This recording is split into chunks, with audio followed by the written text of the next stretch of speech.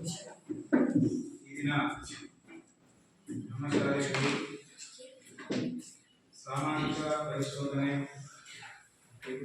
ಹಾಗೂ ಗ್ರಾಮ ಸಭೆ ಅಂತ ಹೇಳಿ ಅದರ ಕಾರ್ಯಕ್ರಮದ ಅಡಿಯಲ್ಲಿ ಇವತ್ತು ವಿಶೇಷವಾದ ಪೋಷಕರ ಸಭೆಯನ್ನು ನಡೆಸ್ತಾ ಇದ್ದೀವಿ. ಪೋಷಕರ ಸಭೆ ನಡೆಸ್ತಾ ಇದ್ದೀವಿ. ಅದರ ಪೋಷಕರ ಸಂಖ್ಯೆ ತೀರಾ ಕಡಿಮೆ. ಅಂದರೆ ಈ ಟೈಮಲ್ಲಿ ಪೋಷಕರನ್ನು ಕರೆಸೋದು ನಮಗೊಂದು ಸವಾಲೆ.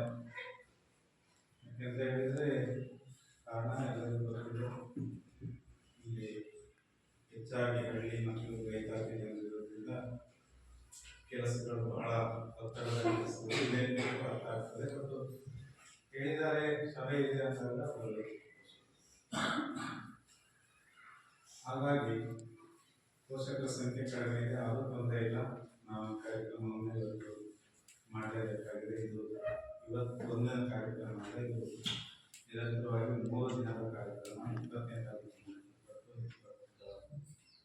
2 ಮತ್ತು 23 3 ದಿನದ ಕಾರ್ಯಕ್ರಮ. ಅದು ಸೋಷಿಯಲ್ ಆಡಿಟ್ ಅಂತ ಇದೆ. ಸಾರ್ವಜನಿಕರನ್ನು ಒಳಗೊಂಡಂತೆ ಶಾಲೆಯಲ್ಲಿ ಇರ್ತಕ್ಕಂಥ ಸೌಲಭ್ಯಗಳು ಸರಿಯಾಗಿ ಉಪಯೋಗ ಆಗ್ತಾ ಇದೆಯಾ, ಶಾಲೆಯ ವ್ಯವಸ್ಥೆಗಳು ನಡೀತಾ ಇದೆಯಾ, ಇದೆಲ್ಲ ಸರ್ಕಾರ ಹಂತದಲ್ಲಿ ಸರ್ಕಾರಿ ಅಧಿಕಾರಿಗಳು ಪರಿಶೀಲಿಸತಕ್ಕಂಥ ಒಂದು ಕಾರ್ಯಕ್ರಮ ಇವತ್ತು ನಮ್ಮ ಶಾಲೆಯಲ್ಲಿ ಆಯೋಜನೆ ಮಾಡಿದೆ. ಈ ಒಂದು ಕಾರ್ಯಕ್ರಮಕ್ಕೆ ಎಲ್ಲರನ್ನೂ ಆತ್ಮೀಯವಾಗಿ ಸ್ವಾಗತಿಸ್ತಾ ಈ ಕಾರ್ಯಕ್ರಮವನ್ನು ನಾವು ನಾಡಗೀತೆ ಮಾಡುವುದರ ಮೂಲಕ ಪ್ರಾರಂಭ ಮಾಡೋಣ. ಎಲ್ಲ ವಿದ್ಯಾರ್ಥಿಗಳು ಹಾಗೂ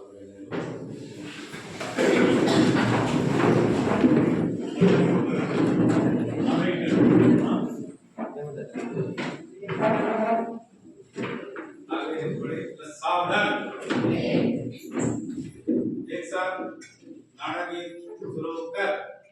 जय भारत जननी अनुजाते, जय हे कर्नाटक माते, जय सुंदर नदी वनगळनाडे, जय हे रस ऋषिಗಳ ಬೀಡೆ, ಭೂದೇವಿಯ ಮಗುಟದ ನವಮಣಿಯೇ, ಗಂಧದ ಚಂದದ ಹೊನ್ನಿನ ಗಣಿಯೇ, ರಾಘವ ಮಧುಸೂದನರ ಅವತರಿಸಿದ ಭಾರತ ಜನನಿಯ ತನುಜಾತೆ, ಜನನಿಯ ಜೋಗುಳ ವೇದದ ಘೋಷ, ಜನನಿಗೆ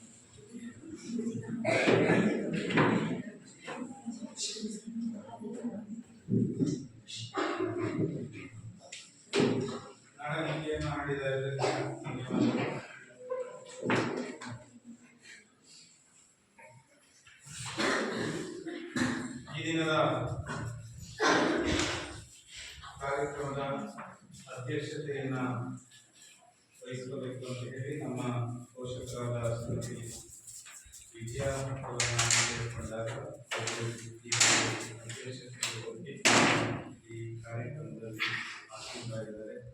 ಅವರಿಗೆ ನಮ್ಮ ನಿಮ್ಮೆಲ್ಲರ ಪರವಾಗಿ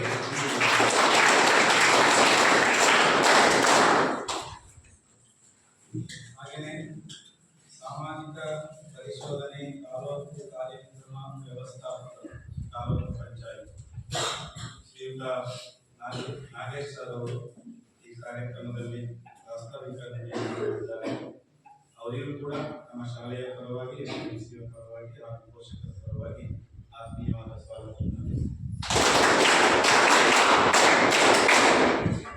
ಇನ್ನೋರ್ವರು ಸಾಮಾಜಿಕ ಪರಿಶೋಧನಾ ಸಂಪನ್ಮೂಲ ವ್ಯಕ್ತಿಗಳು ಶ್ರೀಯುತ ದೇವೇಂದ್ರ ಪ್ರಸಾದ್ ಅವರು ಈ ಕಾರ್ಯಕ್ರಮದಲ್ಲಿದ್ದು ಈ ಕಾರ್ಯಕ್ರಮದ ವರದಿಯನ್ನು ನೀಡುತ್ತಿದ್ದಾರೆ. ಅವರು ಕೂಡ ನಮ್ಮ ಶಾಲೆಯ ಪರವಾಗಿ ಎಸ್ಡಿಎಂಸಿ ಪರವಾಗಿ ಹಾಗೂ ಪೋಷಕರ ಪರವಾಗಿ ತುಂಬುವುದಿಲ್ಲ ಹಾಗೆಯೇ ನಮ್ಮ ಶಾಲೆಯ ಅಭಿವೃದ್ಧಿಯ ಅಧಿಕಾರಿಯಾಗಿರ್ತಕ್ಕಂಥ ಎಸ್ಡಿಎಂಸಿ ನಿರ್ದೇಶಕರಾಗಿರ್ತಕ್ಕಂಥ ಶ್ರೀಯುತ ಗೋಪಿನಾಥ್ ಅವರು ಕಾರ್ಯಕ್ರಮದಲ್ಲಿ ಪಾಲ್ಗೊಂಡಿದ್ದಾರೆ. ಅವರಿಗೂ ಕೂಡ ನಾನು ಆತ್ಮೀಯವಾದ ಸ್ವಾಗತವನ್ನು. ಹಾಗೆಯೇ ಎಸ್ಡಿಎಂಸಿಯ ಸದಸ್ಯರೆಲ್ಲರೂ ಕೂಡ ಈ ಒಂದು ಕಾರ್ಯಕ್ರಮದಲ್ಲಿ ಪಾಲ್ಗೊಂಡಿದ್ದಾರೆ. ಅವರೆಲ್ಲರಿಗೂ ಕೂಡ ಆತ್ಮೀಯವಾದ ಸ್ವಾಗತವನ್ನು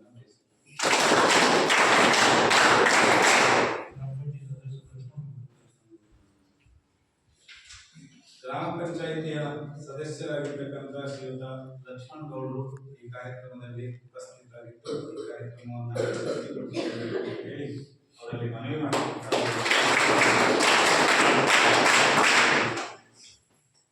ಹಾಗೆಯೇ ನಮ್ಮ ಶಾಲೆಯ ಮುಖ್ಯ ಶಿಕ್ಷಕರಾಗಿರ್ತಕ್ಕಂಥ ಶ್ರೀಯುತ ರಂಗಸ್ವಾಮಿ ಸರ್ ಅವರು ಉಪಸ್ಥಿತರಿದ್ದಾರೆ. ಅವರಿಗೂ ಕೂಡ ನಮ್ಮ ನಿಮ್ಮೆಲ್ಲರ ಪರವಾಗಿ ಆತ್ಮೀಯವಾದ ಸ್ವಾಗತವನ್ನು.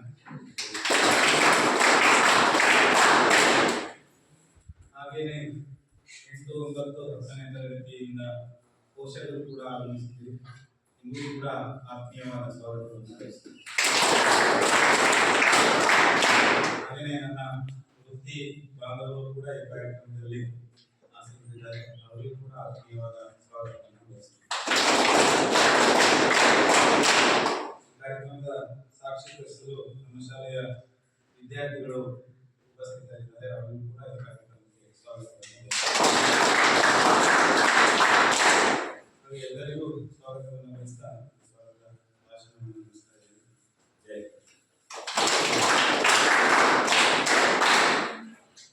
ಈ ಕಾರ್ಯಕ್ರಮದ ಧ್ಯೇಯೋದ್ದೇಶಗಳು ಅದರ ಬಗ್ಗೆ ಪ್ರಾಸ್ತಾವಿಕ ನುಡಿಗಳನ್ನು ಆಡಬೇಕು ಅಂತ ಹೇಳಿ ಶ್ರೀಯುತ ನಾಗೇಶ್ ಸರ್ ಅವರನ್ನು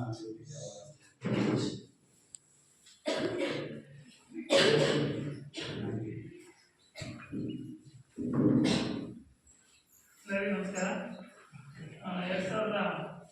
2023-24ನೇ ಸಾಲಿಗೆ ಸಂಬಂಧಪಟ್ಟಂತೆ ಸಾಲಿನ ಸಮಗ್ರ ಶಿಕ್ಷಣ ಯೋಜನೆಗೆ ಸಂಬಂಧಪಟ್ಟಂತೆ ಸಾಮಾಜಿಕ ಪರಿಶೋಧನೆ ಗ್ರಾಮ ಸಭೆಯನ್ನು ನಾವು ಈಗಿನ ನಡೆಸ್ತಾ ಇರ್ತಕ್ಕಂಥದ್ದು. ಇವತ್ತು ಸಭೆಯ ಅಧ್ಯಕ್ಷತೆಯನ್ನು ವಹಿಸಿರ್ತಕ್ಕಂಥ ಎಸ್ಡಿಎಂಸಿಯ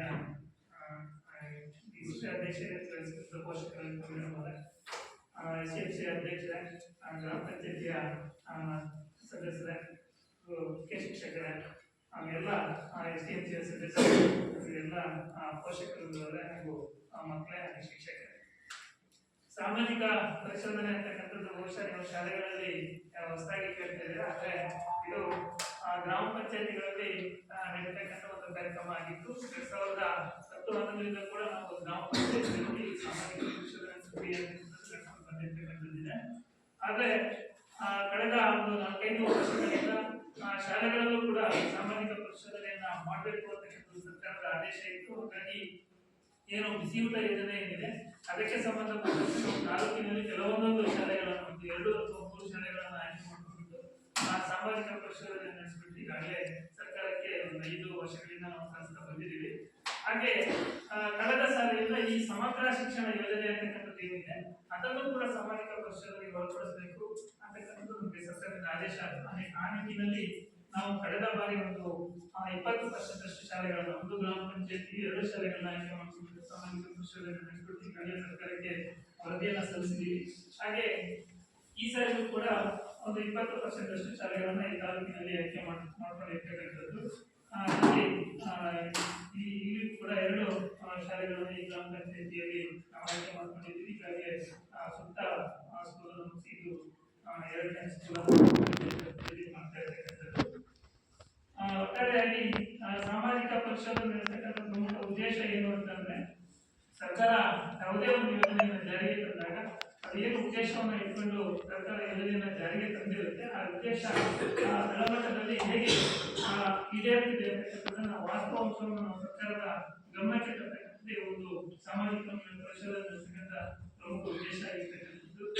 ಹಾಗಾಗಿ ಈ ಒಂದು ಸಮಗ್ರ ಶಿಕ್ಷಣ ಯೋಜನೆ ಅಂತಕ್ಕಂಥದ್ದು ಏನಿದೆ 2018-19 ಜಾರಿಗೆ ಬಂದಿರ್ತಕ್ಕಂಥದ್ದು. ಇದಕ್ಕೆ ಪೂರ್ವದಲ್ಲಿ ಸರ್ವ ಶಿಕ್ಷಾ ಅಭಿಯಾನ ಅಂತಕ್ಕಂಥದ್ದು ಇತ್ತು, ಮಾಧ್ಯಮಿಕ ಶಿಕ್ಷಣ ಅಭಿಯಾನ ಮತ್ತು ಶಿಕ್ಷಕರ ಮತ್ತು ಬೇರೆ ಬೇರೆ ಯೋಜನೆಗಳು ಶಾಲಾ ಹಂತದಲ್ಲಿ ಚಾಲನೆ ಇತ್ತು. ಅದನ್ನೆಲ್ಲವನ್ನು ಒಟ್ಟುಗೂಡಿಸ್ಬಿಟ್ಟು ಈ ಸಮಗ್ರ ಶಿಕ್ಷಣ ಯೋಜನೆ ಅಂತಕ್ಕಂಥದ್ದು ಸರ್ಕಾರ ಜಾರಿಗೆ ತಂದಿರ್ತಕ್ಕಂಥದ್ದು. ಉದ್ದೇಶ ಇಷ್ಟೇ, ಈ ಒಂದು ಶಾಲಾ ವ್ಯಾಪ್ತಿಯಲ್ಲಿ ಯಾವುದೇ ಒಂದು ಕಲಿಕೆಯಿಂದ ಹೊರಗುಳಿಬಾರದು, ಯಾವುದೋ ಮಕ್ಕಳು ಶಾಲೆಯಿಂದ ಹೊರಗುಳಿಕೊಂಡು ಶಾಲೆಗೆ ಕರೆತರಬೇಕು ಅಂತಕ್ಕಂಥದ್ದು. ಹಾಗೆ ಎಲ್ಲ ಗಂಡು ಹೆಣ್ಣು ಅಥವಾ ವಿದ್ಯಾರ್ಥಿಗಳು ಯಾವುದೇ ಭೇದ ಭಾವವಿಲ್ಲದೆ ಎಲ್ಲರಿಗೂ ಕೂಡ ಸಮಾನವಾದ ಶಿಕ್ಷಣವನ್ನು ಒದಗಿಸಬೇಕು ಅಂತಕ್ಕಂಥದ್ದು. ಹಾಗೆ ವಿಶೇಷಚೇತನ ಮಕ್ಕಳು ಏನಾದರೂ ಈ ಒಂದು ಶಾಲಾ ವ್ಯಾಪ್ತಿಯಲ್ಲಿ ಇದ್ರೆ ಅವರಿಗೂ ಕೂಡ ಶಿಕ್ಷಣವನ್ನು ಒದಗಿಸಬೇಕು. ಅವರು ಶಾಲೆಗೆ ಬರುವ ಹಾಗೆ ಇದ್ರೆ ಅವರಿಗೆ ಇರ್ತಕ್ಕಂಥ ಸೌಲಭ್ಯಗಳ ಜೊತೆಗೆ ಶಾಲೆಯಲ್ಲಿ ಶಿಕ್ಷಣವನ್ನು ನೀಡ್ತಕ್ಕಂಥದ್ದು. ಒಂದು ವೇಳೆ ಅವರು ಬಗೆಗೆ ಸಾಧ್ಯ ಆಗಿರ್ತಕ್ಕಂಥ ಪರಿಸ್ಥಿತಿಯಲ್ಲಿ ಇದ್ರೆ ಅವರಿಗೆ ಗೃಹಾಧಾರಿತ ಶಿಕ್ಷಣವನ್ನು ನೀಡಬೇಕು ಅಂತಕ್ಕಂಥದ್ದು ಕೂಡ ಈ ಸಮಗ್ರ ಶಿಕ್ಷಣ ಯೋಜನೆ. ಹಾಗೆ 1ನೇ ತರಗತಿಯಿಂದ 12ನೇ ತರಗತಿವರೆಗೆ ಉಚಿತ ಮತ್ತೆ ಕಡ್ಡಾಯ ಶಿಕ್ಷಣವನ್ನು ಒದಗಿಸತಕ್ಕಂಥದ್ದು.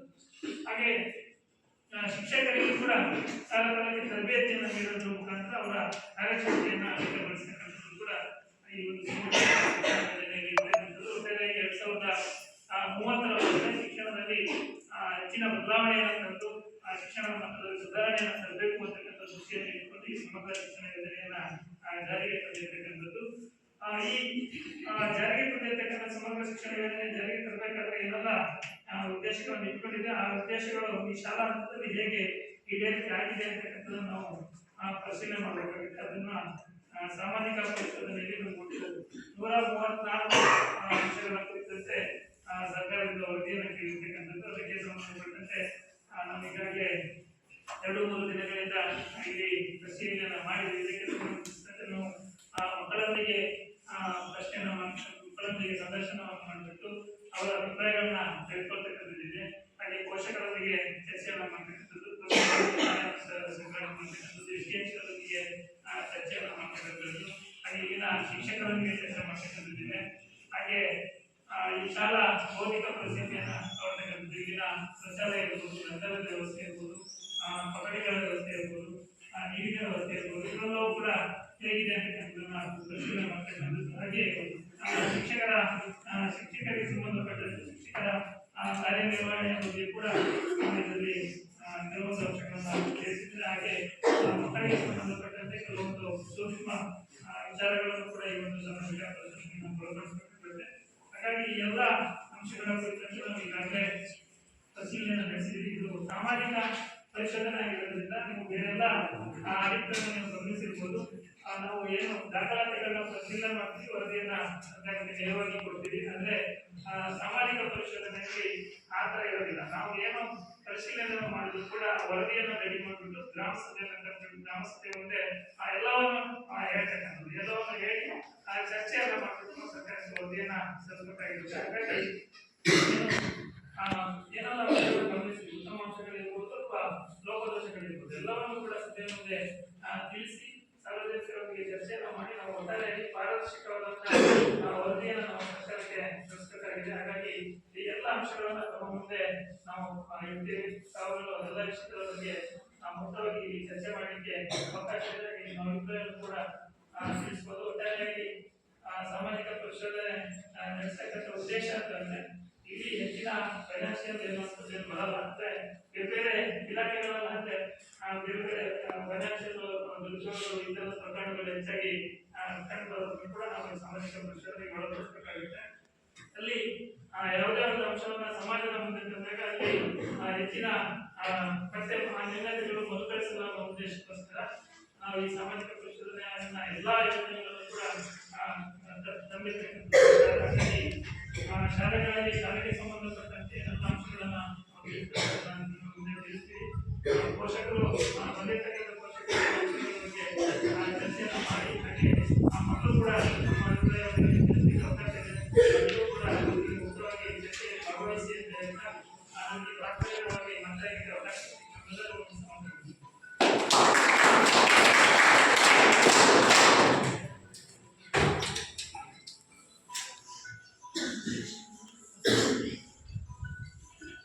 ಸಾಮಾಜಿಕ ಪರಿಶೋಧನೆ ಮತ್ತು ಗ್ರಾಮ ಸಭೆಯ ಉದ್ದೇಶಗಳನ್ನು ನಮಗೆ ವಿವರವಾಗಿ ಮನವರಿಕೆ ಮಾಡಿಕೊಟ್ಟಿರ್ತಕ್ಕಂಥ ವಿವಿಧ ನಾಯಕರಿಗೆ ಧನ್ಯವಾದಗಳು. ಈಗ ಈ ಒಂದು ಕಾರ್ಯಕ್ರಮದ ವರದಿಯನ್ನು ಮಂಡಿಸಬೇಕು ಅಂತ ಹೇಳಿ ದೇವೇಂದ್ರ ಪ್ರಸಾದ್ ಅವರಿಗೆ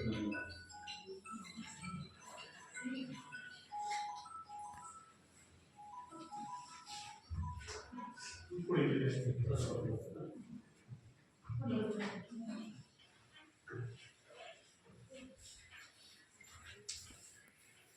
ಎಲ್ಲರಿಗೂ ನಮಸ್ಕಾರ.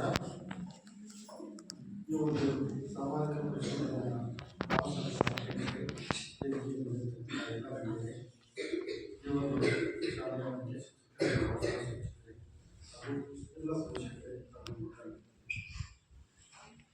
ಸಮಗ್ರ ಶಿಕ್ಷಣ ಯೋಜನೆ ಅಂತಕ್ಕಂಥದ್ದು ಎಲ್ಲ ಸರ್ಕಾರಿ ಶಾಲೆಗಳಲ್ಲಿ ಅನುಷ್ಠಾನದಲ್ಲಿ ಸಮಗ್ರ ಶಿಕ್ಷಣ ಅಂತ ಹೇಳಿದ್ರೆ ತರಗತಿಗಳಲ್ಲಿ ಪಾಠ ಪ್ರವಚನಗಳೇ ಮಗುವಿನ ಶಿಕ್ಷಣ ಅಲ್ಲ. ಪಾಠ ಪ್ರವಚನಗಳ ಜೊತೆಯಲ್ಲಿ ಪಠ್ಯೇತರವಾಗಿರ್ತಕ್ಕಂಥ ಎಲ್ಲ ಚಟುವಟಿಕೆಗಳಲ್ಲಿ ತಿಳ್ಕೊಂಡು ಶಾಲಾ ಹಂತದಲ್ಲಿ ಆಗಬೇಕು ಯೋಜನೆ ಮುಖ್ಯವಾಗಿರ್ತಕ್ಕಂಥ ಉದ್ದೇಶ. ಪಠ್ಯೇತರ ಕಲಿಕೆಗಳು ಅಂತ ಹೇಳಿದ್ರೆ ಕ್ರೀಡಾ ಚಟುವಟಿಕೆ ಕಲಿಕೆಗಳಿರ್ಬೋದು, ಪ್ರತಿಭೆಗೆ ಸಂಬಂಧಪಟ್ಟಿರ್ತಕ್ಕಂಥ ಅನೇಕ ಕಲಿಕೆಗಳಿರ್ಬೋದು, ಆಮೇಲೆ ವಿಜ್ಞಾನ ಮತ್ತು ತಂತ್ರಜ್ಞಾನವನ್ನು ಕೊಟ್ಟಿರ್ತಕ್ಕಂಥ ವೈಜ್ಞಾನಿಕ ಮನೋಭಾವನೆ ಅನೇಕ ಕಲಿಕೆಗಳಿರ್ಬೋದು, ಆಮೇಲೆ ಇತ್ತೀಚಿನ ಡಿಜಿಟಲ್ ಮಾಧ್ಯಮಗಳ ಮೂಲಕ ತಂತ್ರಾಂಶಯುಕ್ತವಾಗಿರ್ತಕ್ಕಂಥ ಗುಣಮಟ್ಟದ ಕಲಿಕೆಗಳನ್ನು ಶಾಲಾ ಹಂತದಲ್ಲಿ ಮಕ್ಕಳಿಗೆ ಕಲಿಕೆ ಆಗಬೇಕು ಅಂತಕ್ಕಂಥ ಉದ್ದೇಶವನ್ನು ಎಲ್ಲ ಅಂಶಗಳನ್ನ ಈ ಸಮಗ್ರ ಶಿಕ್ಷಣ ಯೋಜನೆಗೆ ಅಳವಡಿಸಿ ಅವುಗಳನ್ನ ಶಾಲಾ ಹಂತದಲ್ಲಿ ಸರ್ಕಾರ ಜಾರಿಗೆ ತಂದಿದೆ. ಈ ಒಂದು ಎಲ್ಲ ಅಂಶಗಳು ಶಾಲಾ ಹಂತದಲ್ಲಿ ಇದೇ ರೀತಿಯಾದದ್ದು ಆಗ್ತಕ್ಕಂಥದ್ದನ್ನ ವಾಸ್ತವಾಂಶವಾಗಿ ಅದನ್ನ ಪರಿಶೋಧನೆ ನಡೆಸಿ ಅದರ ವಾಸ್ತವಾಂಶ ವರದಿಯನ್ನು ಸರ್ಕಾರಕ್ಕೆ ಸಲ್ಲಿಸತಕ್ಕಂಥ ಪ್ರಕ್ರಿಯೆ ಈ ಸಾಮಾಜಿಕ ಪರಿಶೋಧನಾ ಪ್ರಕ್ರಿಯೆ. ಸರ್ಕಾರದ ಒಂದು ಆದೇಶದ ಪ್ರಕಾರ ಸರ್ಕಾರದ ವೇಳಾಪಟ್ಟಿಯಲ್ಲಿ ಯೋಜನೆಯ ಮಾರ್ಗಸೂಚಿಯಲ್ಲಿ 134 ಅಂಶಗಳಿದೆ. ಎಲ್ಲ ಶಾಲೆಯ ಭೌತಿಕವಾಗಿರ್ತಕ್ಕಂಥ ಅಭಿವೃದ್ಧಿ ಇರ್ಬೋದು, ಆಮೇಲೆ ಶೈಕ್ಷಣಿಕವಾಗಿರ್ತಕ್ಕಂಥ ಯಾವುದೇ ಅಂಶಗಳಿರ್ಬೋದು, ಮಕ್ಕಳ ಕಲಿಕೆಗೆ ಪೂರಕವಾಗಿರ್ತಕ್ಕಂಥ ಎಲ್ಲ ಅಂಶಗಳು ಇದೆಯಾ ವಾಸ್ತವಾಂಶಗಳ ವರದಿಯನ್ನ ಇಲ್ಲಿ ನೋಡಿ ಅವುಗಳ ಒಂದು ವರದಿಯನ್ನು ಸರ್ಕಾರಕ್ಕೆ ಸಲ್ಲಿಸತಕ್ಕಂಥ ಪ್ರಕ್ರಿಯೆ ಇದೆ. ಆ ಪ್ರಕಾರ ಏನು ಸರ್ಕಾರದ ಆದೇಶದ ಪ್ರಕಾರ ನಾವು ಸಾಮಾಜಿಕ ಪರಿಶೋಧನೆಯನ್ನು ಕಳೆದ 2 ದಿನಗಳಿಂದ ಮಾಡಿದ್ದೇವೆ. ಅದರಲ್ಲಿ ಏನೇನು ಅಂಶಗಳು ಕಂಡುಬಂದಿದೆ ಅಂತಕ್ಕಂಥದ್ದು 2023-24ರಲ್ಲಿ ಇಲ್ಲಿಯವರೆಗೆ 23-24ರಲ್ಲಿ ಈ ಶಾಲೆಯಲ್ಲಿ ಒಟ್ಟು 120 ವಿದ್ಯಾರ್ಥಿಗಳು ಕಲಿಕೆಯನ್ನ ಮಾಡ್ತಾ ಇದ್ರು. ಆಮೇಲೆ 24-25ರಲ್ಲಿ 131 ವಿದ್ಯಾರ್ಥಿಗಳು ಕಲಿಕೆಯನ್ನ ಮಾಡ್ತಾ ಇದ್ರು. ಈ ಸಾಲಿನಲ್ಲಿ 25-26ನೇ ಸಾಲಿನಲ್ಲಿ ಪ್ರಸ್ತುತವಾಗಿ ಒಟ್ಟು 121 ವಿದ್ಯಾರ್ಥಿಗಳು ಕಲಿಕೆಯನ್ನ ಮಾಡ್ತಾ ಇದ್ದಾರೆ. ಆಮೇಲೆ ಸಾಮಾನ್ಯವಾಗಿ ವಿದ್ಯಾರ್ಥಿಗಳ ಏನು ಸಂಖ್ಯೆಯಲ್ಲಿ ಕಡಿಮೆ ಆಗ್ತಾ ಇಲ್ಲ, ಒಂದು ಹಂತದಲ್ಲಿ ವಿದ್ಯಾರ್ಥಿಗಳ ಇಲ್ಲಿ ಕಲಿಕೆಯನ್ನು ಮಾಡ್ತಾ ಇರ್ತಕ್ಕಂಥದ್ದು ಕಂಡು ಬಂದಿದೆ. ನಾವು ಬೇರೆ ಬೇರೆ ಶಾಲೆಗಳನ್ನು ನೋಡಿದಾಗ ವರ್ಷದಿಂದ ವರ್ಷಕ್ಕೆ ವಿದ್ಯಾರ್ಥಿಗಳ ಸಂಖ್ಯೆ ಕಡಿಮೆ ಆಗ್ತಾ ಇರತಕ್ಕಂಥದ್ದು ನಮಗೆ ಕಂಡು ಬಂದಿದೆ. ತಾಲೂಕಿನ ಸಂಖ್ಯೆ ಆದರೆ ಈ ಶಾಲೆಯಲ್ಲಿ ಆಗಿಲ್ಲ. ಒಂದು ವರ್ಷ ಕಡಿಮೆ ಅಂದರೆ ಇನ್ನೊಂದು ವರ್ಷ ಹೆಚ್ಚಾಗಿದೆ. ಈ ವರ್ಷ ಇದು ಅದೇ ಸ್ಥಿತಿಯನ್ನ ಕಾಪಾಡಿಕೊಂಡು ಬಂದಿದೆ. ಹಾಗೆ ಈ ಶಾಲೆಯನ್ನು ನಿರ್ವಹಣೆ ಮಾಡಬೇಕಾದ್ರೆ ಕೆಲವೊಂದು ಅನುದಾನಗಳನ್ನು ಸರ್ಕಾರ ನೀಡುತ್ತದೆ. ಅನುದಾನಗಳನ್ನು ಹೇಗೆ ನಿರ್ವಹಣೆ ಮಾಡಿದೆ ಅಂತಕ್ಕಂಥದ್ದನ್ನು ನಾವು ದಾಖಲಾತಿಯಲ್ಲಿ ಪರಿಶೀಲನೆ ಮಾಡಬೇಕಾಗಿದೆ. ಅದರಲ್ಲಿ 2023-24 ಆ 1 ವರ್ಷದಲ್ಲಿ ಶಾಲಾ ನಿರ್ವಹಣೆಗೆ 24,180 ರೂಪಾಯಿ ಅನುದಾನ ನೀಡಿದೆ ಮತ್ತು ಗ್ರಂಥಾಲಯ ನಿರ್ವಹಣೆಗೆ 15,000 ರೂಪಾಯಿ ಅನುದಾನವನ್ನು ನೀಡಿದೆ. ಆಮೇಲೆ ಮಕ್ಕಳಿಗೆ ಉಚಿತವಾಗಿ ಶೂ ಮತ್ತು ಸಾಕ್ಸ್ ನೀಡಲಿಕ್ಕೆ 45,535 ರೂಪಾಯಿ ನೀಡಿದೆ. ಆಮೇಲೆ ವಿಶೇಷಚೇತನ ಮಕ್ಕಳಿಗೆ ಅವರಿಗೆ 5,400 ರೂಪಾಯಿ ನೀಡಿದೆ. ಆಮೇಲೆ ಹೆಣ್ಣುಮಕ್ಕಳಿಗೆ ಕರಾಟೆ ಮತ್ತು ಹದಿಹರೆಯದ ಶಿಕ್ಷಣಕ್ಕೆ ಸಂಬಂಧಪಟ್ಟಿರ್ತಕ್ಕಂಥ ನಿರ್ವಹಣೆ ಮಾಡಲಿಕ್ಕೆ 3,500 ರೂಪಾಯಿ ನೀಡಿದೆ. ಆ ಒಂದು ವರ್ಷದಲ್ಲಿ 93,615 ರೂಪಾಯಿ 23-24ನೇ ಸಾಲದಲ್ಲಿ ನೀಡಿದೆ. ಅದನ್ನು ಹೇಗೆ ಬಳಕೆ ಮಾಡಿಕೊಂಡಿದೆ ಅನ್ನತಕ್ಕಂಥದ್ದನ್ನು ನಾವು ದಾಖಲಾತಿಗಳಿಗೆ ಪರಿಶೀಲನೆ ಮಾಡಿದ್ದೇವೆ. ಶಾಲಾ ಅನುದಾನವನ್ನು 24,180 ರೂಪಾಯಿ ಖರ್ಚು ಮಾಡಿದ್ದಾರೆ. ಗ್ರಂಥಾಲಯದ ಅನುದಾನವನ್ನು ಖರ್ಚು ಮಾಡಿದ್ದಾರೆ. ಅದಕ್ಕೆ ಸಂಬಂಧಪಟ್ಟಿರ್ತಕ್ಕಂಥ ಏನು ಗೈಡ್ಲೈನ್ ಮಾರ್ಗಸೂಚಿ ಪ್ರಕಾರ ಪುಸ್ತಕಗಳನ್ನು ಖರೀದಿ ಮಾಡಿ ಗ್ರಂಥಾಲಯದಲ್ಲಿ ಅಳವಡಿಸಿದ್ದಾರೆ. ಮಕ್ಕಳಿಗೆ ಸುಸಾಕ್ಸನ್ನು 45,535 ರೂಪಾಯಿಯನ್ನು ಖರ್ಚು ಮಾಡಿ ಮಕ್ಕಳಿಗೆ ಕೊಟ್ಟಿದ್ದಾರೆ. ಮಕ್ಕಳು ಹೇಳಿದ್ದಾರೆ, ಎಲ್ಲ ಮಕ್ಕಳಿಗೂ ತಲುಪಿದೆ ಅಂತಕ್ಕಂಥದ್ದನ್ನು ಹೇಳಿದ್ದಾರೆ. ವಿಶೇಷಚೇತನ ಮಕ್ಕಳಿಗೆ 5,400 ರೂಪಾಯಿ ಆ ಮಗುವನ್ನು ಗುರುತು ಮಾಡಿ ಅವರಿಗೆ ನೀಡಲಾಗಿದೆ. ಆಮೇಲೆ ಕರಾಟೆ ಮತ್ತು ಹದಿಹರೆಯದ ಶಿಕ್ಷಣ 3,500 ರೂಪಾಯಿ ಅನುದಾನ ಮಕ್ಕಳಿಗೆ ಕರಾಟೆ ತರಬೇತಿಯನ್ನು ಖಾಸಗಿ ಶಿಕ್ಷಕರಿಂದ ನೀಡ್ತಾ ಇದೆ ಅಂತಕ್ಕಂಥ ದಾಖಲೆ ನಿರ್ವಹಣೆ ಆಗಿದೆ. ಎಲ್ಲ 93,615 ರೂಪಾಯಿ ಆ ವರ್ಷದಲ್ಲಿ ಖರ್ಚು ವೆಚ್ಚ ಆಗಿದೆ. ಅದಕ್ಕೆ ತಕ್ಕಂತೆ ಎಲ್ಲ ಬಿಡು ವೆಚ್ಚಗಳು ಸಂಬಂಧಪಟ್ಟಿರ್ತಕ್ಕಂಥ ಖರೀದಿ ವೆಚ್ಚಗಳು ಎಲ್ಲ ಉತ್ತಮವಾಗಿರ್ತಕ್ಕಂಥ ನಿರ್ವಹಣೆ ಆಗಿರ್ತಕ್ಕಂಥ ಕಂಡು ಬಂದಿದೆ. ಅದೇ ರೀತಿ ಸಮಗ್ರ ಶಿಕ್ಷಣ ಯೋಜನೆಯಲ್ಲಿ 134 ಅಂಶಗಳಿದೆ. ಅದನ್ನು ಹೇಗೆ ನಿರ್ವಹಣೆ ಮಾಡಿದ್ದಾರೆ ಅಂತಕ್ಕಂಥದ್ದನ್ನು ನಾವು ಪರಿಶೋಧನೆ ಮಾಡಿದ್ದೇವೆ. ಮಕ್ಕಳು ಪಠ್ಯಪುಸ್ತಕಗಳನ್ನು ಪಡೆದಿದ್ದಾರೆಯಾ, ಸಮವಸ್ತ್ರಗಳನ್ನು ಪಡೆದಿದ್ದಾರೆಯಾ, ಸುಸಾಕ್ಸ್ಗಳನ್ನು ಕೊಡ್ತಕ್ಕಂಥದ್ದು, ಬ್ಯಾಗ್ ಕೊಡ್ತಕ್ಕಂಥದ್ದು, ಆಮೇಲೆ ಬೆಳಿಗ್ಗೆ ಹಾಲು ರಾಗಿ ಮಾಡಿಕೊಡ್ತಕ್ಕಂಥದ್ದು, ಮಧ್ಯಾಹ್ನ ಬಿಸಿ ಊಟ ಕೊಡ್ತಕ್ಕಂಥದ್ದು, ಅದ್ರ ಜೊತೆಗೆ ಮೊಟ್ಟೆ ಬಾಳೆ ಎಲ್ಲವೂ ಮಕ್ಕಳಿಗೆ ಕಲಿಕಾ ದೃಷ್ಟಿಯಿಂದ ಉತ್ತಮ ಗುಣಮಟ್ಟದ ಕಲಿಕೆಯಾಗಲಿ ಅಂತಕ್ಕಂಥ ದೃಷ್ಟಿಯಿಂದ ಸರ್ಕಾರ ನೀಡ್ತಕ್ಕಂಥದ್ದು ಉಚಿತವಾಗಿ. ಅದು ಏನು ಸರ್ಕಾರದ ನಿಯಮಾವಳಿ ಇದೆ, ಇಲಾಖಾ ನಿಯಮಾವಳಿ ಇದೆ, ಅದರ ಪ್ರಕಾರ ಶಾಲೆಯಲ್ಲಿ ನಿರ್ವಹಣೆ ಆಗಿದೆಯಾ ಅಂತಕ್ಕಂಥದ್ದನ್ನು ನಾವು ದಾಖಲಾತಿಯೊಂದಿಗೆ ಮತ್ತೆ ಮಕ್ಕಳು, ಪೋಷಕರು ಮತ್ತು ಶಿಕ್ಷಕರ ಅಭಿಪ್ರಾಯಗಳನ್ನು ಪಡ್ಕೊಂಡು ಅದನ್ನು ಪರಿಶೋಧನೆ ಮಾಡಬೇಕಾಗ್ತದೆ. ಇದೆಲ್ಲೂ ಉತ್ತಮವಾಗಿ ನಿರ್ವಹಣೆ ಆಗಿದೆ ಅಂತಕ್ಕಂಥ ಅಭಿಪ್ರಾಯ ಬಂದಿದೆ. ಆಮೇಲೆ ಮಕ್ಕಳು ವಿದ್ಯಾರ್ಥಿ ವೇತನವನ್ನು ಪಡೆದಿದ್ದಾರೆಯೇ? ಮಕ್ಕಳಿಗೆ ವಿದ್ಯಾರ್ಥಿ ವೇತನ ಕೊಡ್ತಕ್ಕಂಥ ಒಂದು ವ್ಯವಸ್ಥೆ ಇದೆ ಸರ್ಕಾರದಿಂದ. ಈ ಶಾಲೆಯಲ್ಲಿ ಪರಿಶಿಷ್ಟ ಜಾತಿ, ಪರಿಶಿಷ್ಟ ಪಂಗಡ ಮತ್ತು ಅಲ್ಪಸಂಖ್ಯಾತ ಇರತಕ್ಕಂಥವರು ಯಾರು ಪ್ರಸ್ತಾವನೆಯನ್ನು ಕೊಟ್ಟಿದ್ದಾರೆ ವಿದ್ಯಾರ್ಥಿ ವೇತನಕ್ಕೆ, ಆ ಎಲ್ಲ ಮಕ್ಕಳಿಗೆ ಬಂದಿದೆ ಅಂತಕ್ಕಂಥ ಅಭಿಪ್ರಾಯ ಬಂದಿದೆ. ಇತರೆ ಮತ್ತು ಜನರಲ್ಲಿ ಇರ್ತಕ್ಕಂಥ ಯಾವುದೇ ಮಗುವಿಗೆ ಬಂದಿಲ್ಲ ಅಂತಕ್ಕಂಥದ್ದನ್ನು ನಾವು ವರದಿಯಲ್ಲಿ ಸೇರಿಸಿಕೊಳ್ಳುತ್ತಾರೆ. ಆಮೇಲೆ ನಿಯಮಾನುಸಾರ ಅರ್ಹ ವಿದ್ಯಾರ್ಥಿಗಳಿಗೆ ಸಾರಿಗೆ ವ್ಯವಸ್ಥೆಯನ್ನು ನೀಡಲಾಗಿದೆ. ಬಹಳ ದೂರದಿಂದ ಪ್ರೌಢಶಾಲೆ 5 ಕಿಲೋಮೀಟರ್ ಆಚೆಯಿಂದ ಕಚ್ಚಾದಾರಿಯಲ್ಲಿ ಮಲಯಾಳಿಗಳಂತಾಗಿ ಕಾಡುದಾರಿಯಲ್ಲಿ ಬರ್ತಕ್ಕಂಥ ಮಗುವಿಗೆ ಅಂಥ ಮಗುವನ್ನು ಶಾಲೆ ಗುರುತಿಸಿ ಪ್ರಸ್ತಾವನೆ ನೀಡಿದಲ್ಲಿ ಆ ಮಗುವಿಗೆ 6,000 ರೂಪಾಯಿ ವರ್ಷಕ್ಕೆ ಕೊಡ್ತಕ್ಕಂಥ ಒಂದು ಸಾರಿಗೆ ವ್ಯವಸ್ಥೆ, ಒಂದು ವ್ಯವಸ್ಥೆ ಇದೆ. ಅದು ಈ ಶಾಲೆಯಲ್ಲಿ ಯಾವುದೇ ಮಗುವಿಗೆ ಬಂದಿಲ್ಲ 23ರಿಂದ ಇಲ್ಲಿಯವರೆಗೆ.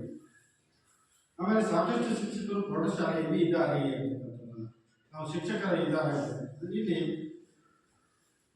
ಇಲಾಖಾ ನಿಯಮದ ಪ್ರಕಾರ ಒಂದು ಮುಖ್ಯ ಶಿಕ್ಷಕರಿದ್ದಾರೆ, 5 ವಿಷಯ ಶಿಕ್ಷಕರಿದ್ದಾರೆ, 6 ವಿಷಯ ಶಿಕ್ಷಕರು ಇರಬೇಕು ಅಂತಕ್ಕಂಥದ್ದು ವಿಷಯವಾದ ಶಿಕ್ಷಕರು. ಅದರಲ್ಲಿ ಒಂದು ಇಂಗ್ಲಿಷ್ ವಿಷಯದ ಶಿಕ್ಷಕರ ಕೊರತೆ ಇದೆ ಅಂತಕ್ಕಂಥದ್ದನ್ನು ವರದಿಯಲ್ಲಿ ನಾವು ಸೇರಿಸಿಕೊಳ್ತಾ ಇದ್ದೇವೆ. ಆಮೇಲೆ ಒಂದು ದೈಹಿಕ ಶಿಕ್ಷಕರ ಕೊರತೆ ಇದೆ ಅಂತಕ್ಕಂಥದ್ದನ್ನು ಇಲ್ಲಿ ಕಂಡು ಬರ್ತಾ ಇದೆ. ಅದನ್ನು ನಾವು ವರದಿಯಲ್ಲಿ ಸೇರಿಸಿ ಕಳಿಸ್ತಾ ಇದ್ದೇವೆ. ಆಮೇಲೆ ಕಲಾ ಶಿಕ್ಷಕರಿಗೆ ಶಿಕ್ಷಕರಿದ್ದಾರ, ಆರೋಗ್ಯ ಶಿಕ್ಷಕರಿಗೆ ಶಿಕ್ಷಕರಿದ್ದಾರ, ವೃತ್ತಿ ಶಿಕ್ಷಕರಿಗೆ ಶಿಕ್ಷಕರಿದ್ದಾರ ಅಂತಕ್ಕಂಥ ಆ ಶಿಕ್ಷಕರೆಲ್ಲ ಇರಬೇಕು ಅಂತಕ್ಕಂಥದ್ದು ಈ ಯೋಜನೆಯ ನಿಯಮಾವಳಿ. ಆ ಪ್ರಕಾರ ಇಲ್ಲಿ ಯಾವುದೇ ಶಿಕ್ಷಕರು ಈ ಶಾಲೆಯಲ್ಲಿ ಇಲ್ಲ.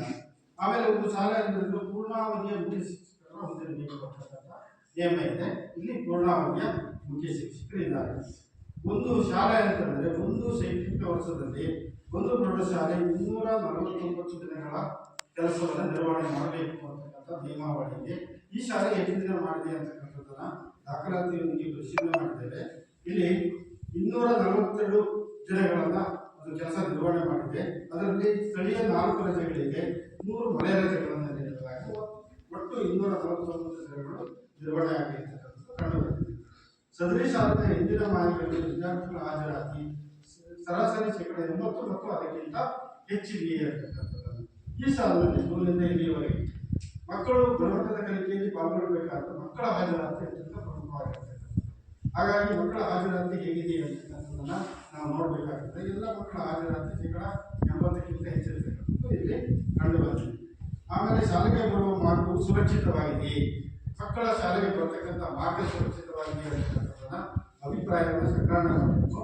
ನಾವು ಬಹಳ ದೂರದಿಂದ ಬರ್ತಕ್ಕಂಥ ಮಕ್ಕಳಿದ್ರು ಎಲ್ಲ ಸಾರಿಗೆ ಬಸ್ಗಳ ಮೂಲಕ ಬರ್ತಾ ಇದ್ದಾರೆ, ಯಾವುದೂ ಅಷ್ಟು ಅನಾನುಕೂಲ ಇಲ್ಲ ಅಂತಕ್ಕಂಥ ಅಭಿಪ್ರಾಯ ಮಕ್ಕಳಿಂದಲೂ ಬಂದಿದೆ. ಮಕ್ಕಳನ್ನು ಅವರ ವಯಸ್ಸಿನ ಅನುಗುಣವಾಗಿ ತರಗತಿಗಳಿಗೆ ದಾಖಲಾತಿ ಮಾಡಿಕೊಳ್ಳಲಾಗಿದೆ, ಸರ್ಕಾರದ ನಿಯಮ ಇದೆ, ಅದರ ಪ್ರಕಾರ ಮಾಡಿಕೊಂಡಿದ್ದಾರೆ. ಆಮೇಲೆ ಸೂಕ್ತ ದಾಖಲೆಗಳಿಲ್ಲದ ಕಾರಣ ಶಾಲಾ ದಾಖಲಾತಿಯನ್ನು ನಿರಾಕರಿಸಲಾಗಿದೆ. ಯಾವುದೇ ದಾಖಲೆ ಇಲ್ಲ ಅಂತ ಮಗು ಬಂದರೆ ಸರ್ಕಾರಿ ಶಾಲೆಯ ದಾಖಲಾತಿಯನ್ನು ನಿರಾಕರಿಸುವಂತಿಲ್ಲ. ಆ ರೀತಿ ಆಗಿರ್ತಕ್ಕಂಥದ್ದು ಯಾವುದೂ ಇಲ್ಲ ಅಂತ ಹೇಳಿದ್ದಾರೆ. ಹೆಚ್ಚಿನ ಮಕ್ಕಳು ಶಾಲೆಯಿಂದ ಹೊರಗಿದ್ದಾರೆ, ಪ್ರೌಢ ಹಂತದ ಸಂಬಂಧಪಟ್ಟಿರ್ತಕ್ಕಂಥ ಈ ಒಂದು ವಯಸ್ಸಿನ ಮಗು ಯಾವುದಾದ್ರು ಕಲಿಕೆಯಿಂದ ಈ ಶಾಲಾ ವ್ಯವಸ್ಥೆಯಲ್ಲಿ ಹೊರಗಿದೆಯಾ ಅಂತಕ್ಕಂಥದ್ದು ಯಾವುದೂ ಇಲ್ಲ ಅಂತಕ್ಕಂಥದ್ದು ಅಭಿಪ್ರಾಯ ಬರುತ್ತೆ. ಶಾಲೆಗೆ ದಾಖಲಾಗಿ ನಂತರ ಹೊರಗಿದ ಮಕ್ಕಳ ಸಂಖ್ಯೆ ಯಾರು ಇದೆಯಾ ಅಂತಕ್ಕಂಥದ್ದನ್ನು ಪರಿಶೀಲನೆ ಮಾಡಬೇಕು. ಇಲ್ಲಿ ಒಟ್ಟು 5 ಮಕ್ಕಳು ಇರ್ತಕ್ಕಂಥ ಶಾಲೆಗೆ ದಾಖಲಾಗಿ ಗೈರಾಗಿರತಕ್ಕಂಥ ಮಕ್ಕಳು. ಸರ್ಕಾರದ ಪ್ರಕಾರ ಯಾವುದೇ ಮಗು 1ರಿಂದ 12ನೇ ತರಗತಿವರೆಗೆ ಉಚಿತ ಮತ್ತು ಕಡ್ಡಾಯ ಶಿಕ್ಷಣವನ್ನು ಪಡೆಯಬೇಕಿರತಕ್ಕಂಥ ನಿಯಮ ಇದೆ. ಇಲ್ಲಿ ಸುಧಾ 9ನೇ ತರಗತಿ, ದೀಕ್ಷಿತ್ 9ನೇ ತರಗತಿ, ಪೂಜಾ 10ನೇ ತರಗತಿ, ಗುಣ 10ನೇ ತರಗತಿ, ಸುದೀಪ್ 10ನೇ ತರಗತಿ ಈ ಮಕ್ಕಳು ಶಾಲೆಗೆ ದಾಖಲಾಗಿದ್ದಾರೆ. ಆದರೆ ಶಾಲೆಗೆ ನಿರಂತರ ಗೈರಾಗಿರತಕ್ಕಂಥದ್ದು ಕಂಡು ಬಂದಿದೆ. ಆಮೇಲೆ ಮಕ್ಕಳನ್ನ ಹೊರಹಾಕಿರುವ ಸಂಖ್ಯೆ ಏನಾರ ಇಲ್ಲ, ಬೇರೆ ಬೇರೆ ಚಟುವಟಿಕೆಗಳಲ್ಲಿ ಯಾವುದೂ ಇಲ್ಲ ಅಂತಕ್ಕಂಥದ್ದು. ದುರ್ಬಲ ವರ್ಗದ ಮಕ್ಕಳಿಗೆ ತಾರತಮ್ಯವನ್ನು ಮಾಡಲಾಗ್ತಿದೆಯಾ? ಇಲ್ಲಿ ಯಾವುದೇ ತಾರತಮ್ಯ ಇಲ್ಲದ ಶಿಕ್ಷಣ ಎಲ್ಲರಿಗೂ ಸಮಾನ ಶಿಕ್ಷಣ ದೊರಕಬೇಕು ಅಂತಕ್ಕಂಥ ನಿಯಮ ಆ ರೀತಿ ಮಾಡ್ತಾ ಇದ್ದಾರೆ. ತಾರತಮ್ಯ ಇಲ್ಲ ಅಂತಕ್ಕಂಥದ್ದು. ಮಕ್ಕಳಿಗೆ ದೈಹಿಕ ಶಿಕ್ಷೆಯನ್ನು ನೀಡಲಾಗ್ತಿದೆ. ತರಗತಿ ಕೊಠಡಿಯಲ್ಲಿ ಶಿಕ್ಷಕರು ಯಾವುದೇ ಕಠಿಣತರವಾಗಿರ್ತಕ್ಕಂಥ ದೈಹಿಕ ಶಿಕ್ಷಣ ಮಕ್ಕಳಿಗೆ ನೀಡುವುದಿಲ್ಲ. ಸಾಮಾನ್ಯವಾಗಿ ಮಕ್ಕಳನ್ನು ಮನವೊಲಿಸಿ ಪಾಠ ಪ್ರವಚನವನ್ನು ನಿರ್ವಹಣೆ ಮಾಡಬೇಕು ಅಂತಕ್ಕಂಥ ನಿಯಮ ಯಾವುದೂ ಇಲ್ಲ ಅಂತಕ್ಕಂಥ ಅಭಿಪ್ರಾಯ ಬಂದಿದೆ. ಏನಾದರೂ ಇದ್ರೆ ತಾವು ಹೇಳಬಹುದು ಸಭೆಯಲ್ಲಿ. ಮಕ್ಕಳನ್ನು ಮಾನಸಿಕ ಕಿರುಕುಳಕ್ಕೆ ಒಳಪಡಿಸಲಾಗಿದೆ, ಯಾವುದೇ ಮಾನಸಿಕವಾಗಿರ್ತಕ್ಕಂಥ ಕಿರುಕುಳಕ್ಕೆ ಒಳಪಡಿಸುವಂತಿಲ್ಲ, ಯಾವುದೂ ಇಲ್ಲ ಅಂತಕ್ಕಂಥ ಅಭಿಪ್ರಾಯ ಬಂದಿದೆ. ಮಕ್ಕಳನ್ನ ಲೈಂಗಿಕ ಕಿರುಕುಳಕ್ಕೆ ಒಳಪಡಿಸಲಾಗ್ತದೆ, ಇದು ಅತ್ಯಂತ ಪ್ರಮುಖವಾಗಿರ್ತಕ್ಕಂಥ ಅಂಶ. ಏಕೆಂದರೆ ಈ ರೀತಿಯಾಗಿರ್ತಕ್ಕಂಥ ಬೇರೆ ಬೇರೆ ಪ್ರದೇಶಗಳಲ್ಲಿ ನಾವು ಪತ್ರಿಕೆಗಳ ಮೂಲಕ ಮಾಧ್ಯಮಗಳ ಮೂಲಕ ತಿಳ್ಕೊಂಡಿದ್ದೇವೆ.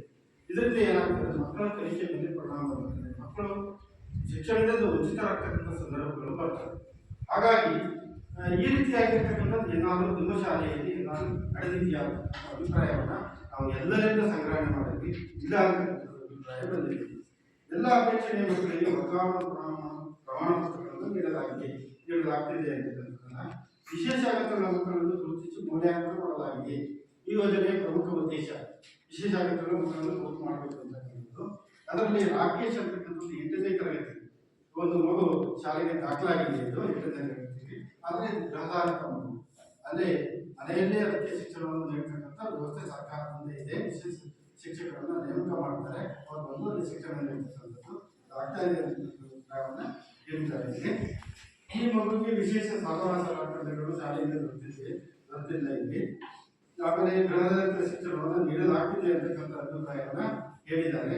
ಆ ಮಗುವಿಗೆ ಏನಾದರೂ ಬೇರೆ ಬೇರೆ ಭತ್ಯೆಗಳು ಏನಾದರೂ ನೀಡಲಾಗ್ತಿದೆ ಅಂತಕ್ಕಂಥದ್ದು ಅದಕ್ಕೆ ಶಾಲೆಗೆ ಯಾವುದೇ ಮಾಹಿತಿ ಇಲ್ಲ ಅಂತ ಅಭಿಪ್ರಾಯ ಬಂದಿದೆ. ಆಮೇಲೆ ಒಂದು ಶಾಲೆ ಅಂತ ಹೇಳಿದ್ರೆ ಒಂದು ಗುಣಮಟ್ಟದ ಕಲಿಕೆ ಆಗಬೇಕಾದ್ರೆ ಶಾಲೆಯ ಭೌತಿಕವಾಗಿರ್ತಕ್ಕಂಥ ವಾತಾವರಣ ಉತ್ತಮವಾಗಿರಬೇಕು ಅಂತಕ್ಕಂಥದ್ದು. ಹಾಗಿದ್ರೆ ಒಂದು ಎಲ್ಲ ಹವಾಮಾನದಿಂದ ಸುರಕ್ಷಿತವಾದ ಶಾಲಾ ಕಟ್ಟಡ ಇರಬೇಕು ಅಂತಕ್ಕಂಥದ್ದು ಒಂದು ನಿಯಮ ಇದು. ಅದರ ಪ್ರಕಾರ ನಿಮ್ಮ ಶಾಲೆ ಹೇಗಿದೆ ಅಂತಕ್ಕಂಥದ್ದು. ಇಲ್ಲಿ ನಿಮ್ಮ ಶಾಲೆಯಲ್ಲಿ ತರಗತಿ ಕೊಠಡಿಗಳು ಉತ್ತಮವಾಗಿರ್ತಕ್ಕಂಥ 3 ತರಗತಿ ಕೊಠಡಿ ಇದೆ, ಉತ್ತಮವಾಗಿರ್ತಕ್ಕಂಥ ಕೊಠಡಿಗಳು. ಆಮೇಲೆ ಒಂದು ಕಚೇರಿ ಕೊಠಡಿ ಇದೆ, ಆಮೇಲೆ ಒಂದು ಅಧ್ಯಾಪಕರ ಕೊಠಡಿ ಇದೆ, ಒಂದು ವಿಜ್ಞಾನ ಪ್ರಯೋಗಾಲಯ ಇದೆ, ಉತ್ತಮವಾಗಿರ್ತಕ್ಕಂಥ ಒಂದು ವಿಜ್ಞಾನ ಪ್ರಯೋಗಾಲಯ ಇದೆ. ಆಮೇಲೆ ಸಮಾಜ ವಿಜ್ಞಾನ ಸಂಬಂಧಪಟ್ಟಿರ್ತಕ್ಕಂಥ ಒಂದು ಉತ್ತಮವಾಗಿರ್ತಕ್ಕಂಥ ಪ್ರಯೋಗಾಲಯದ ಕೊಠಡಿ ಇದೆ. ಆಮೇಲೆ ಮಕ್ಕಳಿಗೆ ಕಂಪ್ಯೂಟರ್ ಕಲಿಕೆ ಆಗಬೇಕು ಅಂತಕ್ಕಂಥದ್ದು ಅದು ಒಂದು ಪ್ರತ್ಯೇಕವಾಗಿರ್ತಕ್ಕಂಥ ಉತ್ತಮವಾಗಿರ್ತಕ್ಕಂಥ ಕೊಠಡಿ ಇದೆ. ಆಮೇಲೆ ಸ್ಮಾರ್ಟ್ ತರಗತಿಗಳನ್ನು ನಡೆಸಲಿಕ್ಕೆ ಡಿಜಿಟಲ್ ಮಾಧ್ಯಮಗಳನ್ನು ಎಲ್ಲ ಮೂಲಸೌಕರ್ಯಗಳನ್ನು ಅದು ಮಗುವಿಗೆ ತಲುಪಬೇಕು ಕೊಡುವಂಥ ಶಿಕ್ಷಣ ಡಿಜಿಟಲ್ ಕೊಠಡಿಯೇ ಪ್ರತ್ಯೇಕವಾಗಿರ್ತಕ್ಕಂಥ ಹೊಂದಿದೆ. ಆಮೇಲೆ 2 ಗ್ರಂಥಾಲಯದ ಕೊಠಡಿಗಳಿದೆ, ಸಪರೇಟ್ ಆಗಿರ್ತಕ್ಕಂಥ ಪ್ರತ್ಯೇಕ ಉತ್ತಮವಾಗಿರ್ತಕ್ಕಂಥ ಗ್ರಂಥಾಲಯದ ಪುಸ್ತಕಗಳು ಕೊಠಡಿಗಳಿರ್ತಕ್ಕಂಥದ್ದು. ಆಮೇಲೆ ಒಂದು ಕ್ರೀಡೆಗಳಿಗೆ ಪ್ರೋತ್ಸಾಹ ಮಾಡೋದು, ಮಕ್ಕಳಿಗೆ ಕಲಿಕೆಯನ್ನು ಮಾಡೋದು, ಒಂದು ಪ್ರತ್ಯೇಕವಾಗಿ ಕ್ರೀಡಾ ಕೊಠಡಿಗಳಿದೆ, ಅಲ್ಲಿ ಎಲ್ಲ ಕ್ರೀಡಾ ವಸ್ತುಗಳು ಕನ್ನಡ ಆಗಿರ್ತಕ್ಕಂಥದ್ದು ಕಂಡುಬಂತು. ಆಮೇಲೆ ಮಧ್ಯಾಹ್ನ ಬಿಸಿಲಿಗೆ ಸಂಬಂಧಪಟ್ಟಂತೆ ಪ್ರತ್ಯೇಕವಾಗಿರ್ತಕ್ಕಂಥ ಒಂದು ಅಡಿಗೆ ಕೊಠಡಿ ಇದೆ. ಆಮೇಲೆ ಆಹಾರ ವಸ್ತುಗಳನ್ನ ಸಂಗ್ರಹಣೆ ಮಾಡಿಕೊಳ್ಳಲು ಒಂದು ದಾಸ್ತಾನು ಕೊಠಡಿ ಇದೆ. ಆಮೇಲೆ ಒಂದು ಮಕ್ಕಳಿಗೆ ಪಾಠ ಪ್ರವಚನಗಳನ್ನು ಮಾಡಿಕೊಂಡು ಅದಲ್ಲದೆ ಬೇರೆ ಕಲಿಕೆ ಆಗಬೇಕಾದ್ರೆ ಒಂದು ಅಧ್ಯಯನ ಕೊಠಡಿ ಅಗತ್ಯ ಇದೆ. ಅಧ್ಯಯನ ಕೊಠಡಿ ಪ್ರತ್ಯೇಕವಾಗಿರ್ತಕ್ಕಂಥದ್ದು ಇಲ್ಲಿ ಕಂಡುಬಂತು. ಇದೆಲ್ಲವೂ ಉತ್ತಮವಾಗಿರ್ತಕ್ಕಂಥ ಕಂಡುಬಂತು. ಅದರಲ್ಲಿ ಒಂದು ದಾಸ್ತಾನು ಕೊಠಡಿ ಮಾತ್ರ ಮೇಲ್ಚಾವಣಿ ಸೋರಿಕೆ ಇದೆ ಅಂತಕ್ಕಂಥ ಅಭಿಪ್ರಾಯ ಬಂದಿದೆ.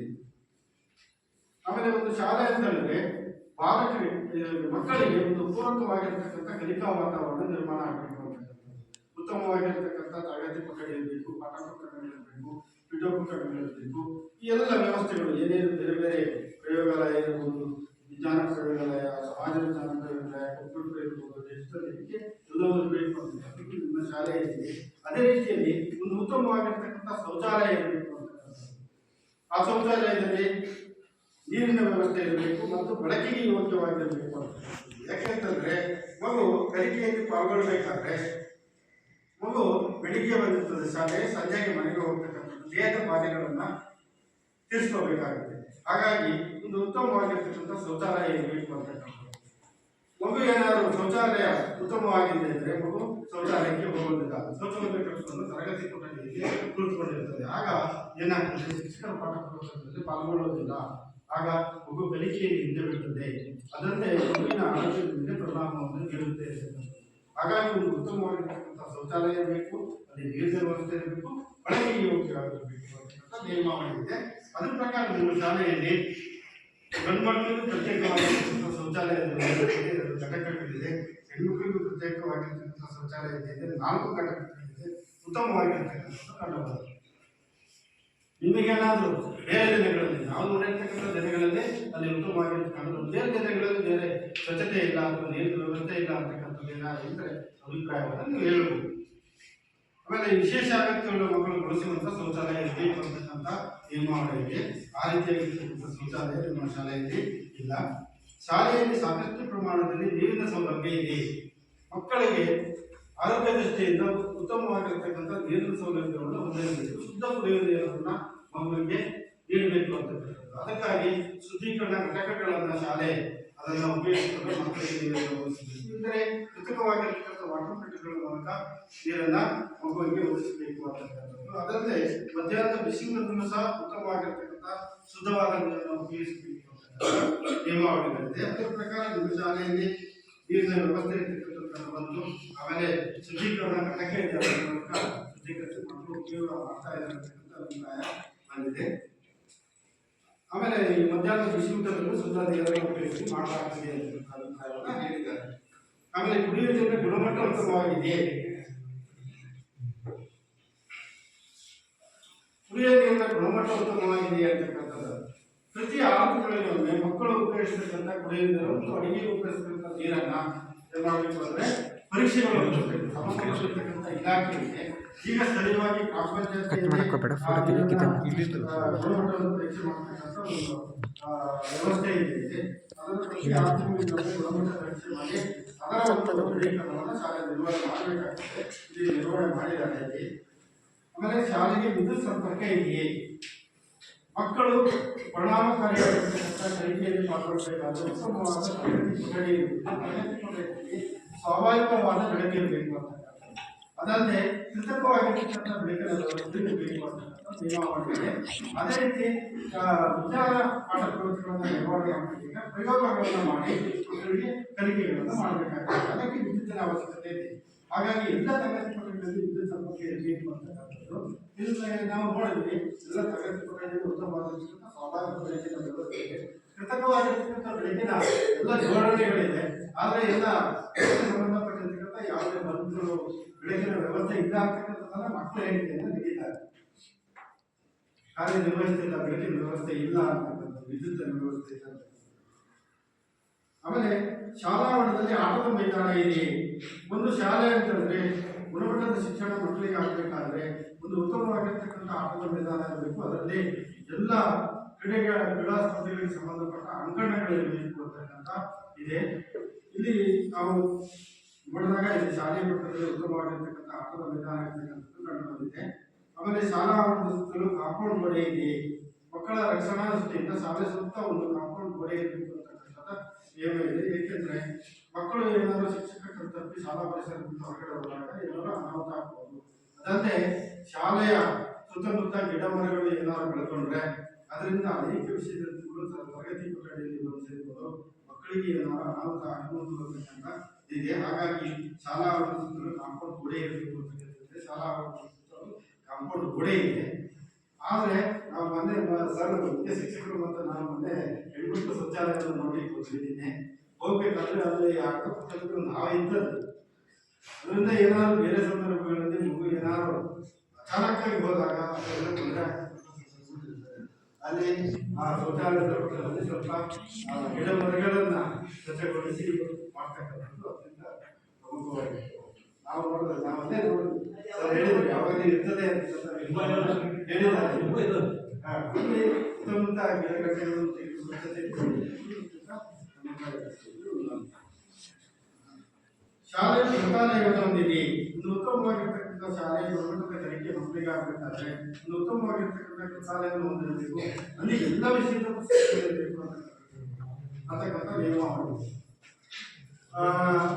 ಭಾಷೆಗಳನ್ನು ಕಲಿಸ್ತಕ್ಕಂಥದ್ದು, ವ್ಯಾಕರಣ ಸಾಮಗ್ರಿಗಳನ್ನು ಕಲಿಸ್ತಕ್ಕಂಥದ್ದು, ಆಮೇಲೆ ಗಣಿತದ ಅನೇಕ ವ್ಯವಹಾರಿಕ ಲೆಕ್ಕಗಳು, ವಿಜ್ಞಾನಕ್ಕೆ ಸಂಬಂಧಪಟ್ಟಿರ್ತಕ್ಕಂಥ ರಸಾಯನ ಜೀವಶಾಸ್ತ್ರಕ್ಕೆ ಸಂಬಂಧಪಟ್ಟಿರ್ತಕ್ಕಂಥ ಸಮಾಜದ ಚರಿತ್ರೆ, ಇತಿಹಾಸ, ರಾಜಕೀಯ ಶಾಸ್ತ್ರ, ಭೌಗೋಳಿಕ ವ್ಯವಸ್ಥೆಗಳನ್ನ ಸಾಮಾನ್ಯ ಜ್ಞಾನಗಳನ್ನು ತಿಳಿಸ್ತಕ್ಕಂಥ ಎಲ್ಲ ವಿಷಯದ ಗ್ರಂಥಾಲಯದ ಪುಸ್ತಕಗಳನ್ನು ಹೊಂದಿರಬೇಕು ಅಂತಕ್ಕಂಥ ನಿಯಮಾವಳಿ ಇದೆ. ಅದರ ಪ್ರಕಾರ ಇಲ್ಲಿ ಉತ್ತಮವಾಗಿರ್ತಕ್ಕಂಥ ಗ್ರಂಥಾಲಯ ಇರ್ತಕ್ಕಂಥದ್ದು ಕಂಡುಬಂದಿದೆ. ನಾವು ಅದನ್ನು ಉಪಯೋಗ ಮಾಡ್ತೀವಿ ಅಂತಕ್ಕಂಥ ಅಭಿಪ್ರಾಯವನ್ನು ಹೇಳಿದ್ದಾರೆ. ಯಾಕಂತಂದ್ರೆ ಗ್ರಂಥಾಲಯದ ಪುಸ್ತಕಗಳಲ್ಲಿ ಎಲ್ಲ ವಿಷಯದ ಪುಸ್ತಕಗಳನ್ನು ನಾವು ಓದಬೇಕಾಗುತ್ತೆ. ಯಾಕೆ ಈ ಪ್ರೌಢ ಹಂತದಲ್ಲಿ ಪಠ್ಯ ಪುಸ್ತಕದಲ್ಲಿರ್ತಕ್ಕಂಥ ವಿಷಯಗಳನ್ನು ಮಾತ್ರ ಕಲಿತರೆ ಸಾಕಾಗೋದಿಲ್ಲ. ಪಠ್ಯ ಪುಸ್ತಕದಲ್ಲಿ ಕೇವಲ 20-25 ಭಾಗದ ಮಾತ್ರ ಕಲಿಕೆಗೆ ಮುಗಿಸುತ್ತದೆ. ಅಷ್ಟೇ ಕಲಿತರೆ ಮುಂದಿನ ದಿನಗಳಲ್ಲಿ ಯಾವುದೇ ಉತ್ತಮವಾಗಿರ್ತಕ್ಕಂಥ ಪದವಿಗಳನ್ನು ಪಡೆಯಬೇಕಂದ್ರೆ, ಆಮೇಲೆ ಪದವಿಯನ್ನು ಪಡೆದು ಹೊರಗಡೆ ಬಂದಾಗ ಉತ್ತಮವಾಗಿರ್ತಕ್ಕಂಥ ಉದ್ಯೋಗ ಅಥವಾ ಒಳ್ಳೆಯ ಕ್ಷೇತ್ರಗಳನ್ನು ಆಯ್ಕೆ ಮಾಡ್ಕೋಬೇಕು ಅಂದ್ರೆ ಸ್ಪರ್ಧಾತ್ಮಕ ಪರೀಕ್ಷೆಗಳನ್ನು ಎದುರಿಸಬೇಕಾಗುತ್ತೆ. ಆ ಪರೀಕ್ಷೆಗಳನ್ನು ಎದುರಿಸಬೇಕಾದ್ರೆ ಪಠ್ಯ ಪುಸ್ತಕದಲ್ಲಿ ವಿಷಯಗಳನ್ನು ಮಾತ್ರ ಜ್ಞಾನವನ್ನು ಸಂಪಾದನೆ ಮಾಡಿಕೊಂಡ್ರೆ ಸಾಕಾಗೋದಿಲ್ಲ. ಹಾಗಾಗಿ ಗ್ರಂಥಾಲಯದ ಅನೇಕ ಪುಸ್ತಕಗಳನ್ನು ಅಧ್ಯಯನ ಮಾಡಿಕೊಂಡು ಈಗಾಗಲೇ ಜ್ಞಾನವನ್ನು ಸಂಪಾದನೆ ಮಾಡ್ಕೋಬೇಕಾಗ್ತದೆ. ನಿಮ್ಮ ಶಾಲೆಯಲ್ಲಿ ಉತ್ತಮವಾಗಿರ್ತಕ್ಕಂಥ ಗ್ರಂಥಾಲಯ ಇದೆ. ಗ್ರಂಥಾಲಯದಲ್ಲಿ ಎಲ್ಲ ಪರಿಕರಗಳು ಉತ್ತಮವಾಗಿರ್ತಕ್ಕಂಥದ್ದು ನಮಗೆ ಕಾಣಬಹುದು. ಗ್ರಂಥಾಲಯದಲ್ಲಿ ದಿನಪತ್ರಿಕೆ ಇದೆಯಾ, ಆಮೇಲೆ ನಿಯತಕಾಲಿಕಗಳಿದೆಯಾ, ಎಲ್ಲ ವಿಷಯದ ಪುಸ್ತಕಗಳಿದೆಯಾ, ಪಠ್ಯ ಪುಸ್ತಕಗಳಿದೆಯಾ, ಗ್ರಂಥಾಲಯದ ಅವಧಿಯನ್ನು ನಮೂದು ಮಾಡಿದ್ದಾರೆ, ಮಕ್ಕಳಿಗೆ ಹಂಚಿಕೆ ಹೇಗೆ ಮಾಡಿದ್ದಾರೆ ಅಂತಕ್ಕಂಥದ್ದನ್ನ ಶಿಕ್ಷಕರ ನಿರ್ವಹಣೆಯನ್ನ ಆಮೇಲೆ ನಿರ್ವಹಣಾ ರಿಜಿಸ್ಟರ್ ಅನ್ನು ಮೇಂಟೈನ್ ಮಾಡಬೇಕಾಗ್ತದೆ. ಅದನ್ನ ಉತ್ತಮವಾಗಿ ಮಾಡಿರ್ತಕ್ಕಂಥದ್ದು ಇಲ್ಲಿ ಕಂಡುಬಂದಿದೆ. ಆಮೇಲೆ ಮಕ್ಕಳಿಗೆ ಕ್ರೀಡಾ ಸ್ಪರ್ಧೆಗಳಲ್ಲಿ ಭಾಗವಹಿಸಲಿಕ್ಕೆ ಕ್ರೀಡಾ ಸಾಮಗ್ರಿಗಳು ಇದೆಯಾ, ಎಲ್ಲ ಕ್ರೀಡಾ ಸ್ಪರ್ಧೆಗಳಿಗೆ ಅನುಕೂಲ ಇರತಕ್ಕಂಥದ್ದು ಇದೆ ಅಂತಕ್ಕಂಥ ಅಭಿಪ್ರಾಯವನ್ನ ಹೇಳಿದ್ದಾರೆ. ಆಮೇಲೆ ತರಗತಿಗಳಲ್ಲಿ ಬೋಧನಾಕಾರಿಕ ಸಾಮಗ್ರಿಗಳು ಲಭ್ಯವಿದೆಯಾ, ಮಕ್ಕಳಿಗೆ ಪೂರ್ಣ ಪ್ರಮಾಣದಲ್ಲಿ ಕಲಿಕೆ ಆಗಬೇಕಾದ್ರೆ ಟೀಚಿಂಗ್ ಏಡ್ಸ್ ಬೋಧನಾಕಾರಿಕ ಸಾಮಗ್ರಿಗಳನ್ನು ಬಳಕೆ ಮಾಡಿಕೊಂಡು ಶಿಕ್ಷಕರು ಪಾಠಗಳನ್ನು ನಿರ್ವಹಣೆ ಮಾಡಬೇಕಾಗ್ತದೆ. ಅದನ್ನು ಮಾಡ್ತೀವಿ ಅಂತ ಹೇಳಿದ್ದಾರೆ. ಆಮೇಲೆ ಡಿಜಿಟಲ್ ಮೂಲಸೌಕರ್ಯಗಳು ಲಭ್ಯವಿದೆ. ಮಕ್ಕಳಿಗೆ ತಂತ್ರಾಂಶಯುಕ್ತವಾಗಿರ್ತಕ್ಕಂಥ ತಂತ್ರಜ್ಞಾನಯುಕ್ತವಾಗಿರ್ತಕ್ಕಂಥ ಪೂರ್ಣ ಪ್ರಮಾಣದ ವೈಜ್ಞಾನಿಕ ಕಲಿಕೆ ಆಗಬೇಕು ಅಂತಕ್ಕಂಥದ್ದು ಈ ಯೋಜನೆಯ ಒಂದು ಉದ್ದೇಶ. ಹಾಗಾಗಿ ಡಿಜಿಟಲ್ ಮೂಲಸೌಕರ್ಯಗಳನ್ನು ಶಾಲೆ ಹೊಂದಿರಬೇಕು ಅಂತಕ್ಕಂಥದ್ದು ಈ ಯೋಜನೆಯ ಒಂದು ನಿಯಮಾವಳಿ. ಅದರ ಪ್ರಕಾರ ಇಲ್ಲಿ 16 ಕಂಪ್ಯೂಟರ್ಗಳಿದೆ. ಅದರಲ್ಲಿ 1 ಕಂಪ್ಯೂಟರ್ ಕೆಲಸವನ್ನು ನಿರ್ವಹಣೆ ಮಾಡ್ತಾ ಇಲ್ಲ, 15 ಕೆಲಸ ನಿರ್ವಹಣೆ ಮಾಡ್ತಾ ಇದೆ. ಲ್ಯಾಪ್ಟಾಪ್ಗಳು 4 ಇದೆ, ಅದು ನಿರ್ವಹಣೆ ಆಗ್ತಾ ಇದೆ. ಆಮೇಲೆ ಪ್ರೊಜೆಕ್ಟರ್ಗಳು 2 ಇದೆ, ಅದರಲ್ಲಿ 1 ಕೆಲಸವನ್ನು ನಿರ್ವಹಣೆ ಮಾಡ್ತಾರೆ, 1 ಕೆಲಸ ನಿರ್ವಹಣೆ ಮಾಡ್ತಿದೆ. ಆಮೇಲೆ ಸ್ಮಾರ್ಟ್ ಬೋರ್ಡ್ ಒಂದಿದೆ, ಆಮೇಲೆ ಸ್ಮಾರ್ಟ್ ಟಿವಿ ಒಂದಿದೆ. ಇದರ ಮೂಲಕ ಪಾಠ ಪ್ರವಚನಗಳನ್ನು ನಿರ್ವಹಣೆ ಮಾಡ್ತಕ್ಕಂಥದ್ದು ಒಂದು ಅವಕಾಶ ಇರ್ತದೆ. ಅದರಿಂದ ಪಾಠ ಪ್ರವಚನ ನಿರ್ವಹಣೆ ಆದರೆ ಮಕ್ಕಳಿಗೆ ಪೂರ್ಣ ಪ್ರಮಾಣದ ಕಲಿಕೆ ಆಗ್ತದೆ ಅಂತಕ್ಕಂಥದ್ದು. ಹಾಗಾಗಿ ನಿಮ್ಮ ಶಾಲೆಯನ್ನು ನಾವು ನೋಡಿದಾಗ ನಾವು ಬೇರೆ ಬೇರೆ ತಾಲೂಕಿನ ಬೇರೆ ಬೇರೆ ಶಾಲೆಗಳಿಗೆ ಹೋಲಿಸಿದ್ರೆ ಈ ಒಂದು ಸ್ಮಾರ್ಟ್ ವ್ಯವಸ್ಥೆಯಲ್ಲಿ ಉತ್ತಮವಾಗಿ ನಿರ್ವಹಣೆ ಆಗಿರ್ತಕ್ಕಂಥದ್ದು ನಮಗೆ ಕಂಡುಬಂತು. ಅದು ಮಕ್ಕಳಿಗೆ ತಲುಪ್ತಾ ಇದೆ ಅಂತಕ್ಕಂಥದ್ದನ್ನ ನಾವು ಮಕ್ಕಳ ಅಭಿಪ್ರಾಯವನ್ನು ಸಂಘಟನೆ ಮಾಡಿ ನಡುವೆ ನಾವು ಮಕ್ಕಳಿಗೆ ಪಾಠ ಪುಸ್ತಕಗಳಲ್ಲಿ ನಾವು ಹೇಳ್ತೀವಿ ಕಲಿತಾ ಇದ್ದೇವೆ ಅನ್ನೋ ಅಭಿಪ್ರಾಯವನ್ನ ಹೇಳಿದ್ದಾರೆ. ಆಮೇಲೆ ನಾವೀನ್ಯ ಬೋಧನಾ ವಿಧಾನ ಚಟುವಟಿಕೆಗಳನ್ನು ಬಳಸಲಾಗುತ್ತದೆ. ಶಿಕ್ಷಕರ ಬೋಧನಾ ವಿಧಾನಗಳಲ್ಲಿ ಬೇರೆ ಬೇರೆ ನಾವೀನ್ಯ ಬೋಧನಾ ವಿಧಾನಗಳನ್ನ ಬಳಸ್ತೀವಿ ಅನ್ನತಕ್ಕಂಥ ಅಭಿಪ್ರಾಯವನ್ನು ಹೇಳಿದ್ದಾರೆ. ಆಮೇಲೆ ಜಾಗೃತಿ ದಿನವನ್ನು ಜಾರಿ ಮಾಡಲಾಗಿದೆ. ಪ್ರತಿದಿನ ತರ್ತಕ್ಕಂಥದ್ದು ತಿಂಗಳಲ್ಲಿ 1-2 ದಿನ ಬ್ಯಾಗಿಗೆ ಮಕ್ಕಳು ಶಾಲೆಗೆ ಬರಬೇಕು, ಮಕ್ಕಳು ಬೇರೆ ಬೇರೆ ಚಟುವಟಿಕೆಗಳಲ್ಲಿ ಭಾಗವಹಿಸಬೇಕು. ಪ್ರತಿ ತಿಂಗಳ 2ನೇ ಶನಿವಾರ ಮಾಡ್ತೀವಿ ಅಂತ ಹೇಳಿದ್ದಾರೆ. ಯುವ ಮತ್ತು ಪರಿಸರ ಕ್ಲಬ್, ಇಕೋ ಕ್ಲಬ್, ಇದು ಮಕ್ಕಳಿಗೆ ಪರಿಸರ ಜ್ಞಾನವನ್ನು ಮಾಡ್ತಾರೆ. ಇದನ್ನ ನಾವು ಮಾಡ್ತೀವಿ ಅಂತ ಅಭಿಪ್ರಾಯವನ್ನು ಹೇಳಿದ್ದಾರೆ. ಸಾಮಗ್ರಿಗಳಿರುವ ಪ್ರಯೋಗಾಲಯ ಲಭ್ಯವಿದೆ ಮತ್ತು ಬಳಸಲಾಗುತ್ತದೆ. ತರಗತಿಗಳಲ್ಲಿ ವಿಜ್ಞಾನ ಪಾಠ ಪ್ರವಚನ ಮಾಡಬೇಕಾದ್ರೆ ಅಲ್ಲಿ ಪ್ರಯೋಗಗಳನ್ನು ಮಾಡಿ ಮಕ್ಕಳಿಗೆ ಕಲಿಕೆಯನ್ನು ಮಾಡಬೇಕಾಗ್ತದೆ. ಆಗ ಗುಣಮಟ್ಟದ ಕಲಿಕೆ ಆಗ್ತದೆ. ಹಾಗಾಗಿ ಒಂದು ಉತ್ತಮವಾಗಿರ್ತಕ್ಕಂಥ ಪ್ರಯೋಗಾಲಯ ಇರಬೇಕು, ಅದರಲ್ಲಿ ಪ್ರಯೋಗಾಲಯ ಪರಿಕರಗಳಿರಬೇಕು ಮತ್ತು ಪ್ರಯೋಗಾಲಯದ ವಸ್ತುಗಳಿರಬೇಕು ಅಂತಕ್ಕಂಥ ನಿಯಮಗಳಿದೆ. ಅದರ ಪ್ರಕಾರ ನಮ್ಮ ಶಾಲೆಗೆ ಉತ್ತಮವಾಗಿರ್ತಕ್ಕಂಥ ಒಂದು ಪ್ರಯೋಗಾಲಯ ಇರತಕ್ಕಂಥದ್ದು ಕಂಡುಬಂದಿದೆ. ವಿಜ್ಞಾನ ಮತ್ತು ಗಣಿತ ಕಿಟ್ಗಳು ಲಭ್ಯವಿದೆ.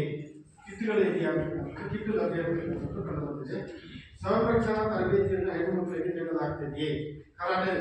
ಕರಾಟೆಯನ್ನ ಮಕ್ಕಳಿಗೆ ನೀಡ್ತಾ ಇದ್ದಾರೆ ಅಭಿಪ್ರಾಯವನ್ನು ಹೇಳಿದ್ದಾರೆ. ಇಲ್ಲಿ ಶಾಲೆಯಲ್ಲಿ ಘನ ಮತ್ತು ಫಲತ್ಯಾಜ್ಯತೆ ವಿಲೇವಾರಿ ಹೇಗೆ ನಡೀತಾ ಇದೆ ತ್ಯಾಜ್ಯವನ್ನು ಸಂಗ್ರಹಣೆ ಮಾಡಿ ಸ್ಥಳೀಯ ಸರ್ಕಾರ ಆಗಿರ್ತಕ್ಕಂಥ ಗ್ರಾಮ ಪಂಚಾಯತಿ ಅದರ ವಿಲೇವಾರಿಯನ್ನು ಮಾಡಬೇಕಾಗ್ತದೆ. ಅದಕ್ಕೆ ಶಾಲೆ ಮಾಹಿತಿಯನ್ನು ನೀಡಬೇಕಾಗ್ತದೆ. ಆ ರೀತಿ ನಾವು ಗ್ರಾಮ ಪಂಚಾಯತಿಗೆ ಮಾಹಿತಿಯನ್ನು ನೀಡಿದ್ದೇವೆ ಅಂತ ಅಭಿಪ್ರಾಯವನ್ನು ಹೇಳಿದ್ದಾರೆ.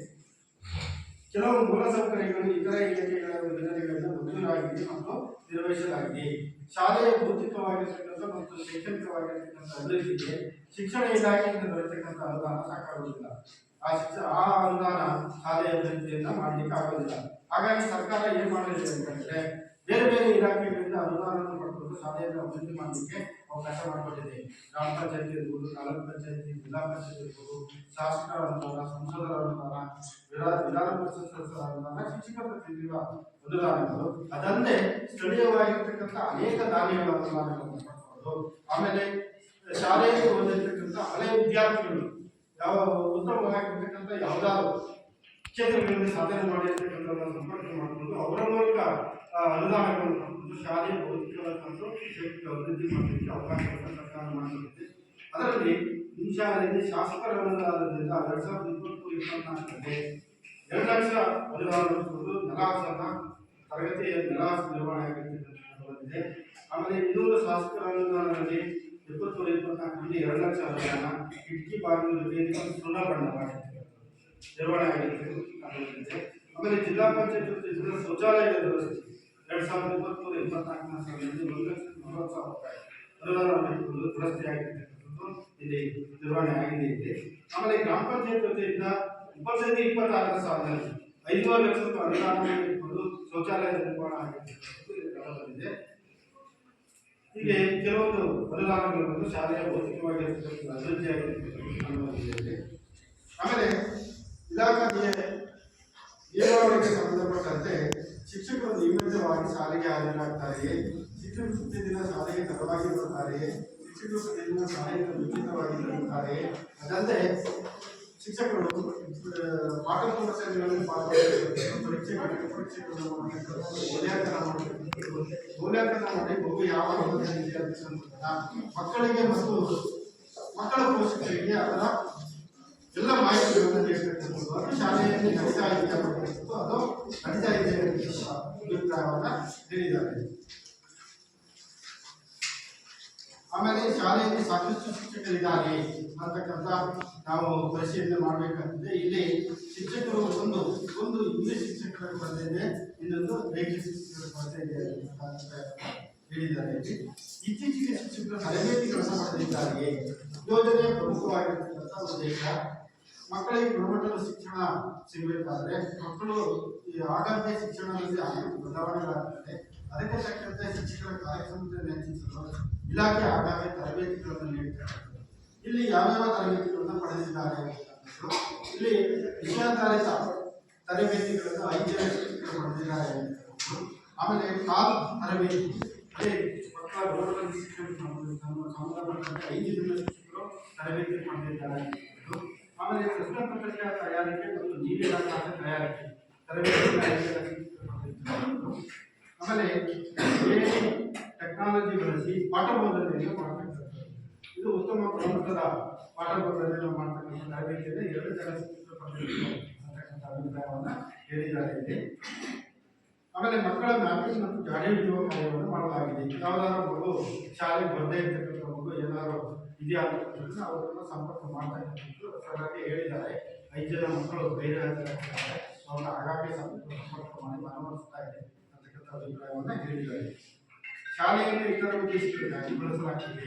ಶಾಲೆಯನ್ನು ಯಾವುದೇ ರಾಜಕೀಯ ಸಾಮಾಜಿಕ ಇತರ ಚಟುವಟಿಕೆಗಳನ್ನು ಬಳಸುವುದಿಲ್ಲ, ಬಳಸ್ತಾ ಇಲ್ಲ ಅಂತಕ್ಕಂಥ ಅಭಿಪ್ರಾಯವನ್ನು ಹೇಳಿದ್ದಾರೆ.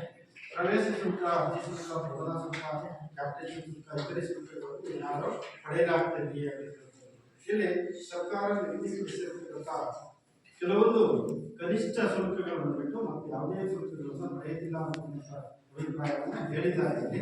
ಹಾಗೇನಾದರೂ ಪಡೆದಿದ್ದರೆ ನೀವು ಅಭಿಪ್ರಾಯವನ್ನು ಸಭೆಯಲ್ಲಿ ಹೇಳಬಹುದು. ಶಾಲಾಭಿವೃದ್ಧಿ ಮತ್ತು ಮೇಲುಸ್ತುವಾರಿ ಸಮಿತಿಯನ್ನು ರಚಿಸಲಾಗಿದೆ. ಒಂದು ಶಾಲೆ ಅಂತಂದ್ರೆ ಒಂದು ಗುಣಮಟ್ಟದ ಕಲಿಕಾ ವಾತಾವರಣ ನಿರ್ಮಾಣ ಆಗಬೇಕಾದ್ರೆ ಅಲ್ಲಿ ಉತ್ತಮವಾಗಿರ್ತಕ್ಕಂಥ ಒಂದು ಶಿಕ್ಷಕರ ವ್ಯವಸ್ಥೆ ಇರಬೇಕು. ಅದರ ಜೊತೆಯಲ್ಲಿ ಉತ್ತಮವಾಗಿರ್ತಕ್ಕಂಥ STMC ಕ್ರಿಯಾಶೀಲವಾಗಿರ್ತಕ್ಕಂಥ STMC ಸಮಿತಿ ಇರಬೇಕು.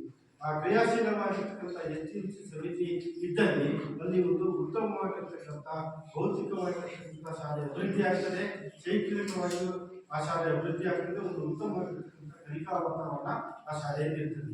ಹಾಗಾಗಿ ನಿಮ್ಮ ಶಾಲೆಯಲ್ಲಿ ಒಂದು STMC ಸಮಿತಿ ಹೇಗಿದೆ ಅಂತಕ್ಕಂಥದ್ದನ್ನು ನಾವು ಪರಿಶೋಧನೆ ಮಾಡ್ತೀವಿ. ಒಂದು ಉತ್ತಮವಾಗಿರ್ತಕ್ಕಂಥ ಕ್ರಿಯಾಶೀಲವಾಗಿರ್ತಕ್ಕಂಥ ಒಂದು STMC ಸಮಿತಿ ಇದೆ. ಯಾವಾಗಲೂ ಶಾಲೆಯ ಎಲ್ಲ ಕಾರ್ಯಚಟುವಟಿಕೆಗಳಲ್ಲಿ ಭಾಗವಹಿಸುತ್ತದೆ ಅಭಿಪ್ರಾಯವನ್ನ ಹೇಳಿದ್ದಾರೆ. ಆಮೇಲೆ ಪ್ರತಿ ತಿಂಗಳು STMC ಸಭೆಗಳು ನಡೀಬೇಕು ಅಂತಕ್ಕಂಥ ನಿಯಮಾವಳಿ ಇದೆ.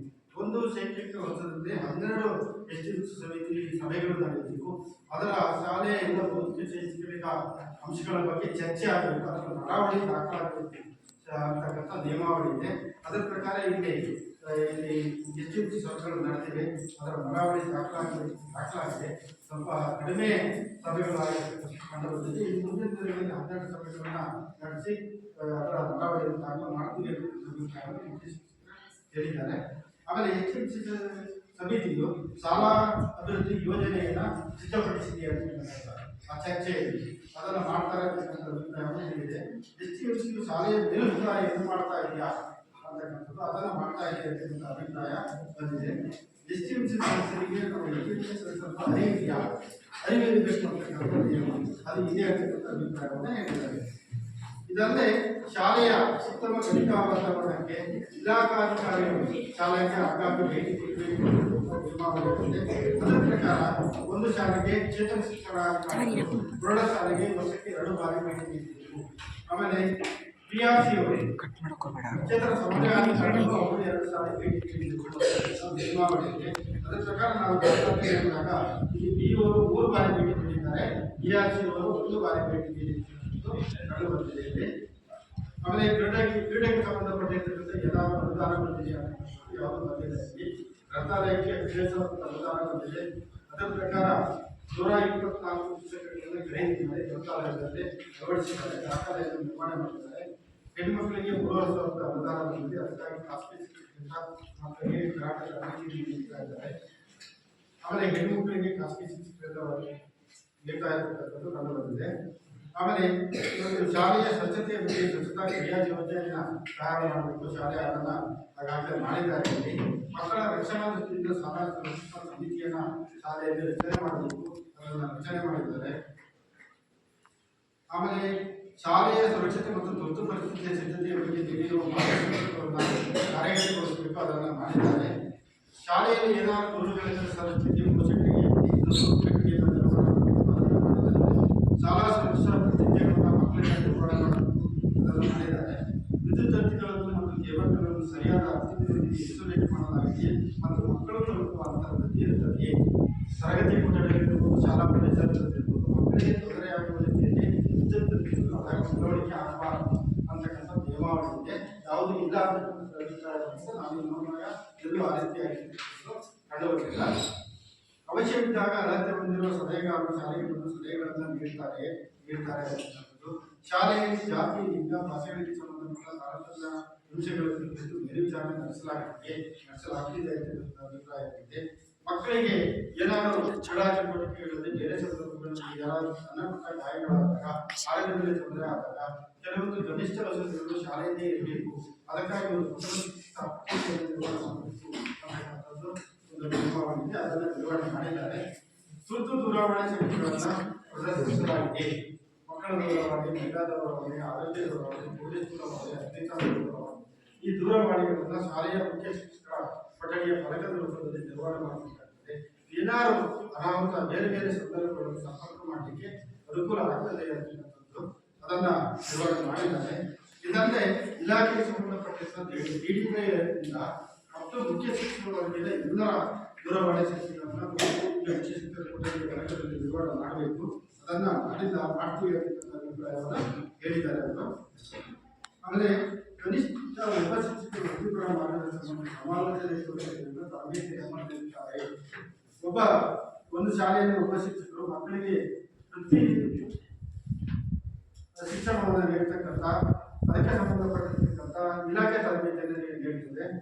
ಆಮೇಲೆ ಸಮಾಲೋಚನೆ ಕೌಶಲ್ಯ, ಮಗು ಏನಾದರೂ ಮಾನಸಿಕವಾಗಿ ಆದಾಗ ಸಮಾಲೋಚನೆ ಮಾಡ್ತಾರೆ, ಕೌನ್ಸಿಲಿಂಗ್ ಮಾಡಿ ತರ್ತಕ್ಕಂಥ ಆ ರೀತಿಯಾಗಿರ್ತಕ್ಕಂಥ ತರಬೇತಿಯಲ್ಲಿ ಇಲಾಖೆ ಒಬ್ಬ ಶಿಕ್ಷಕರು ಶಾಲೆಯಲ್ಲಿ ಒಬ್ಬ ಶಿಕ್ಷಕರು ಬಂದಿದ್ದಾರೆ ಅಭಿಪ್ರಾಯವನ್ನು ಹೇಳಿದ್ದಾರೆ. ಇದಲ್ಲದೆ ಶಾಲೆಯಲ್ಲಿ ಏನು ಕಲಿಕಾ ಚಟುವಟಿಕೆಗಳನ್ನು ನೀಡ್ತಾ ಇದ್ದಾರೆ ಅಂತ ಹೇಳಿದ್ದಾರೆ, ಹೇಳಿದ್ದಾರೆ. ಇಲ್ಲಿ ಪ್ರತಿಭಾ ಚಟುವಟಿಕೆಗಳನ್ನು ಮಕ್ಕಳಿಗೆ ಕಲಿಕೆಯನ್ನು ಮಾಡಲಾಗುತ್ತಿದೆ. ಆಮೇಲೆ ಸಾಮಾನ್ಯ ಜ್ಞಾನದ ಪ್ರಶ್ನಾ ಚಟುವಟಿಕೆಗಳು, ಯೋಗ, ಧ್ಯಾನ, ಆಮೇಲೆ ಕ್ರೀಡಾ ಚಟುವಟಿಕೆಗಳನ್ನು ಮತ್ತು ಸರಳ ಗಣಿತದ ಮತ್ತು ಸರಳ ವಿಜ್ಞಾನದ ಪ್ರಯೋಗಗಳನ್ನು ಸಂಬಂಧಪಟ್ಟಿರ್ತಕ್ಕಂಥ ಅನೇಕ ಪ್ರತಿನಿತ್ಯ ಶಾಲೆಯಲ್ಲಿ ಚಟುವಟಿಕೆಗಳನ್ನು ಮಾಡುವುದರಿಂದ ಮಕ್ಕಳಿಗೆ ಪರಿಣಾಮಕಾರಿಯಾಗಿರ್ತಕ್ಕಂಥ ಗುಣಮಟ್ಟದ ಕಲಿಕೆಯನ್ನು ಮಾಡಲಾಗುತ್ತದೆ ಅಭಿಪ್ರಾಯದಲ್ಲಿ ಅವರು ಹೇಳಿದ್ದಾರೆ. ಹೀಗೆ 134 ಅಂಶಗಳಿದೆ. ಅದಕ್ಕೆ ಸಂಬಂಧಪಟ್ಟಂತೆ ಏನು ಯೋಜನೆಯ ಮಾರ್ಗಸೂಚಿ ಇದೆ, ಅದರ ಪ್ರಕಾರ ಎಲ್ಲ ಪರಿಶೋಧನೆ ಮಾಡಿ ಏನೇನು ಉತ್ತಮ ಅಂಶಗಳಿದೆ, ಏನೇನು ಕೆಲವೊಂದು ನ್ಯೂನತೆಗಳಿದೆ ಸಭೆಯನ್ನು ಮಂಡಿಸಿದ್ದೇನೆ. ನಮ್ಮ ಗಮನಕ್ಕೆ ಬಾರದೇ ಇರತಕ್ಕಂಥ ಏನಾದರೂ ಅಂಶಗಳಿದೆ, ಉತ್ತಮ ಅಂಶಗಳಿದ್ರು ಮತ್ತು ದೋಷಗಳಿದ್ರು ಈ ಕ್ರಮ ಸಭೆಯಲ್ಲಿ ತಿಳಿಸಿದೆ. ಅದರ ಒಂದು ವಾಸ್ತವಾಂಶದ ವರದಿಯನ್ನು ಏನು ನಾವು ತಿಳಿಸಿರ್ತಕ್ಕಂಥ ಅಂಶಗಳಿಗೆ ಅವುಗಳೆಲ್ಲ ಸೇರಿಸಿ ಸರ್ಕಾರದ ಗಮನಕ್ಕೆ ವರದಿ ಮೂಲಕ ನಾವು ನೀಡ್ತೀವಿ ಅಂತ ಹೇಳಿ ತಿಳಿಸ್ತಾ ಈ ಎಲ್ಲ ಅಂಶಗಳನ್ನು ತಿಳಿಸಿದ ಅವಕಾಶ ಕೊಟ್ಟಿರ್ತಕ್ಕಂಥ ಎಲ್ಲರಿಗೂ ಧನ್ಯವಾದ.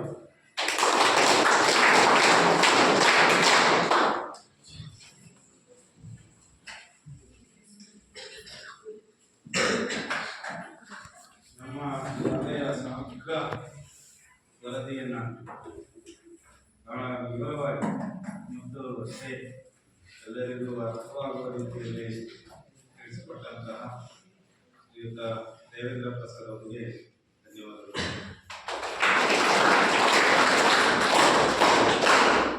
ಈಗ ಮುಂದಿನ ಕಾರ್ಯಕ್ರಮ ಪೋಷಕರು ಮತ್ತು ಸಾರ್ವಜನಿಕರಿಂದ ವರದಿ ಮೇಲಿನ ಚರ್ಚೆ ಅಂತ ಹೇಳಿದರೆ ಈಗೇನು ನಮ್ಮ ಶಾಲೆಯ ಬಗ್ಗೆ ಏನೇನಿದೆ, ಏನೇನು ಕೊರತೆ ಇದೆ, ಯಾವ್ಯಾವ ಸೌಲಭ್ಯಗಳಿದೆ ಎಲ್ಲವನ್ನ ವಿವರವಾಗಿ ತಿಳಿಸಿದ್ದಾರೆ. ಇದಕ್ಕೂ ಹೊರತಾದ ಅಂಶಗಳಿವೆ. ಈಗ ಹೇಳಿದರ ಮೇಲೆ ಏನಾದರೂ ಹೇಳಬೇಕು ಅಂತಂದರೆ ಪೋಷಕರು ನಮ್ಮ ಅಭಿಪ್ರಾಯವನ್ನು ವ್ಯಕ್ತಪಡಿಸಬಹುದು. ಹಾಗೆಯೇ ಸಾರ್ವಜನಿಕರು ಇಲ್ಲೇ ಇರೋದ್ರಿಂದ ವಿದ್ಯಾರ್ಥಿಗಳು ಕೂಡ ತಮ್ಮ ಅನಿಸಿಕೆಯನ್ನು ವ್ಯಕ್ತಪಡಿಸಬಹುದು. ಹಾಗಾಗಿ ಸಮಯ ನಿಮಗೆ, ನಿಮ್ಮ ಸಮಯವನ್ನು ನೀವು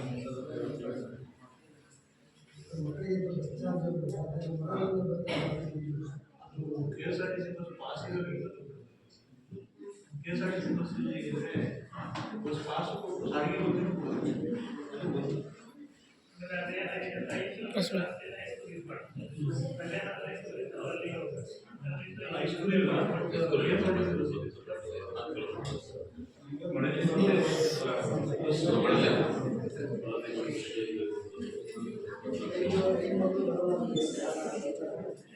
ಈಗ ಅಂಶನೇ ಇದೆ. ಬಸ್ ಪಾಸ್ ಇದೆಯಾ ರೆಗ್ಯುಲರ್ ಅವ್ರಿಗೆ ಏನು ಮಾಡೋಕ್ಕೆ ನಾವು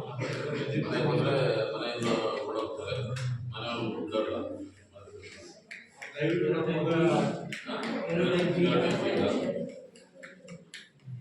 ರೆಗ್ಯುಲರ್ಲಿ ಮಕ್ಕಳು ಮನೆಗೆ ನಾಳೆ ಹೋಗಿದ್ದೀನಿ ಡೇ ಟೈಮ್ ಆದಾಗ ಸಿಕ್ಕಿಲ್ಲ ಅಲ್ಲಿ ನಾನು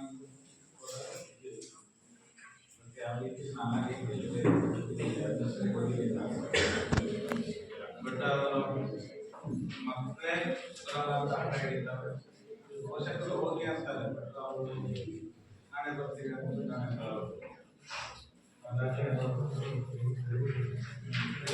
ಪದೇ ಪದೇ ಹೋಗೋದ್ರಿಂದ ಅವರು ಕೂಡ ಇಲ್ಲ ಸರ್ ಇನ್ನು ನೀವು ಏನಾದ್ರು ನಮಗೂ ಭಯ ಮಾಡ್ತಾರೆ ಸರ್ ಎಲ್ಲರೂ ಕಡೆ ನಮಗೂ ಭಯ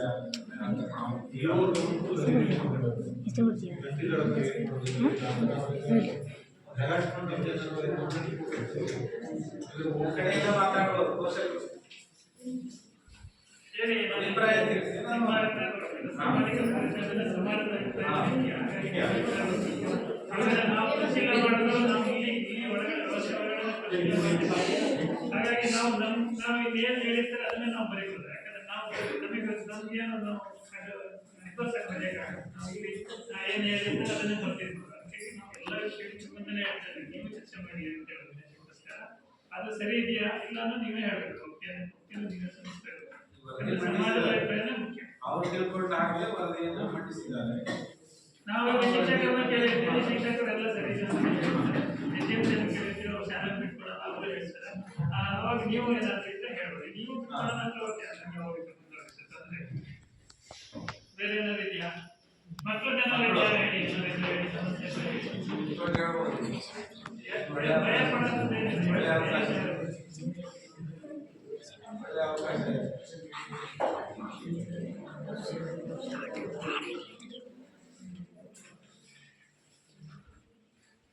ಬಿಸಿ ಊಟದ ಬಿಡಿ, ಬಿಸಿ ಊಟ ಯಾಕಂದ್ರೆ ಬೇರೆ ಅಂಗಡಿ ತಿಂಡಿಗಳು ತಿನ್ನೋದ್ರಿಂದ ನಿಮಗೆ ಟೇಸ್ಟ್ ಗೊತ್ತಾಗುತ್ತೆ. ನೀವು ಅಭಿಪ್ರಾಯ ಪದ್ಧತಿ ನೋಡಿದ್ರೆ ಎಲ್ಲ ಬಿಸಿ ಊಟ ಹೀಗೆ ಬರೀತಾರೆ. ಅದ್ರಲ್ಲಿ ಬಿಸಿ ಊಟ ಕಾನ್ಸೆಪ್ಟ್ ಅರ್ಥ ಮಾಡ್ಕೊಳ್ಳಿಕ್ಕೆ ಸರ್ಕಾರದ ವತಿಯಿಂದ ಮಧ್ಯಾಹ್ನದಲ್ಲಿ ನೀವು ಹಸಿರು ಇರಬಾರ್ದು. ಪಾಠ ಭಾರಿ ಟೇಸ್ಟ್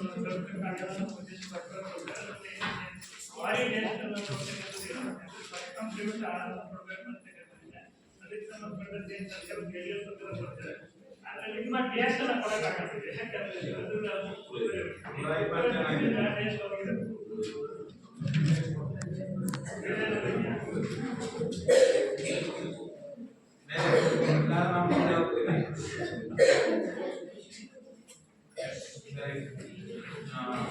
ಯಾವುದೇ ಅಭಿಪ್ರಾಯ ಇಲ್ಲ ಅಂತ ಹೇಳಿ ನಾವು ಮುಂದಿನ ಈಗ ಸಮೂಹ ಸಂಪರ್ಕವಾದ CRP ಅವರ ಅಭಿಪ್ರಾಯ ಇದೆ ಅಂತ ಈಗ STMC ಅಧ್ಯಕ್ಷರು, ಉಪಾಧ್ಯಕ್ಷರು ಹಾಗೂ ಸದಸ್ಯರ ಅಭಿಪ್ರಾಯಗಳು ಈ ಬಗ್ಗೆ ಅವರ ಅಭಿಪ್ರಾಯಗಳನ್ನು ತಿಳಿಸಬಹುದು. ಈಗ ಮುಂದಿನ ನಾವು STMC ಅಧ್ಯಕ್ಷರಾದ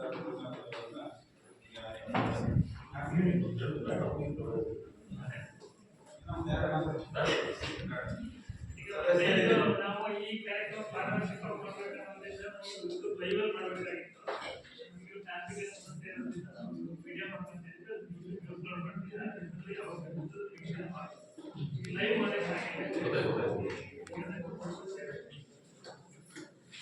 ಸದಸ್ಯರು ಯಾರು ಮಾತಾಡ್ತೀರಾ?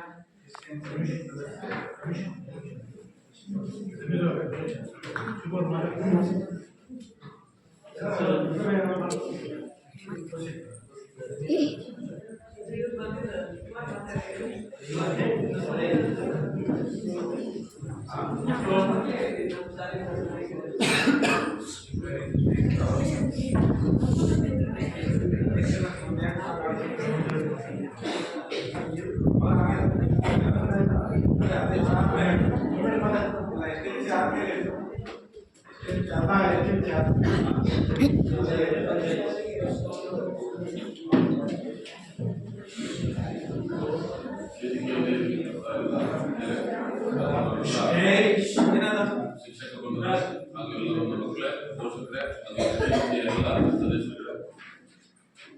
ಇಲ್ಲಿ ತನಕ ಏನು ಲೆಕ್ಕ ಪರಿಶೋಧನೆ ಮಾಡಿದ್ದು ಅದ್ರ ಬಗ್ಗೆ ತಮಗೂ ಗೊತ್ತಿದೆ. ಎಲ್ಲ SDMC ಮೆಂಬರ್ಗಳಿಗೆ ಅದ್ರ ಬಗ್ಗೆ ಪರಿಕಲ್ಪನೆಯೂ ಇದೆ. ಮತ್ತೆಲ್ಲರೂ ಏನೇನು ಉಪಯೋಗ ಆಗಿದೆ ಶಾಲೆಗೆ ಬಂದ ಹಣಕಾಸುಗಳಲ್ಲಿ ಎಲ್ಲರೂ ನೋಡಿದ್ದೀವಿ. ಏನು ಬರ್ಕೊಂಡಿದ್ದಾರೆ ಅವ್ರು ಹೇಳಿದ್ದು ಅವ್ರು ತಿಳ್ಕೊಂಡು ಹೇಳಿದ್ದು. ಅದಕ್ಕೂ ಮುಂಚೆ ನಾವು ಬರ್ಕೊಂಡಿದ್ದ ಜಾಸ್ತಿ ಆಗಿದೆ ಇಲ್ಲ ಅನ್ನೋದು ನಿಮ್ಮ SDMC ಅವ್ರ ಗಮನಕ್ಕೆ ಗೊತ್ತಿದೆ. ವಾಸ್ತವ ಯಾಕಂತ ಹೇಳಿದ್ರೆ ಅದು ಕೂಡ ಅಮೌಂಟಿಗೆ ಎಷ್ಟು ಬರುತ್ತೆ, ಏನ್ ಮಾಡ್ಬೋದು ಇವತ್ತಿನ ಪರಿಸ್ಥಿತಿ, ಅದಕ್ಕಿಂತ ಜಾಸ್ತಿ ಕೆಲಸಗಳನ್ನ ನಾವು SDMC ಅಧ್ಯಕ್ಷ ಆಗಿ ಹೇಳ್ಬೇಕಂದ್ರೆ ಅದಕ್ಕಿಂತ ಜಾಸ್ತಿ ಕೆಲಸಗಳನ್ನ ಮಾಡಿದ್ವಿ. ಪಂಚಾಯತಿಯ ಕೆಲವೊಂದು ಅನುದಾನಗಳನ್ನ ತಗೊಂಡು ಈ ಎದುರುಗಡೆ ಆಗಿರ್ತಕ್ಕಂಥ 5,25,000 ರೂಪಾಯಿ ಅಂದ್ರೆ 95,000 ರೂಪಾಯಿ MMR ಬರುತ್ತೆ, NRI ಬರ್ತದೆ, ಉಳಿದ 4 ಬರುತ್ತೆ. ಬಟ್ ಅದ್ರ ಎಸ್ಟಿಮೇಟ್ ಮೊನ್ನೆ CS ಎಸ್ಟಿಮೇಟ್ ಮಾಡಿದಾಗ 7,22,000 ರೂಪಾಯಿ ಎಸ್ಟಿಮೇಟ್ ಹಾಕಾಗಿದೆ ಇವತ್ತು. ಬಟ್ ಅದು ಬಂದಂತ ಅಮೌಂಟ್ ಬರೀ 5,25,000.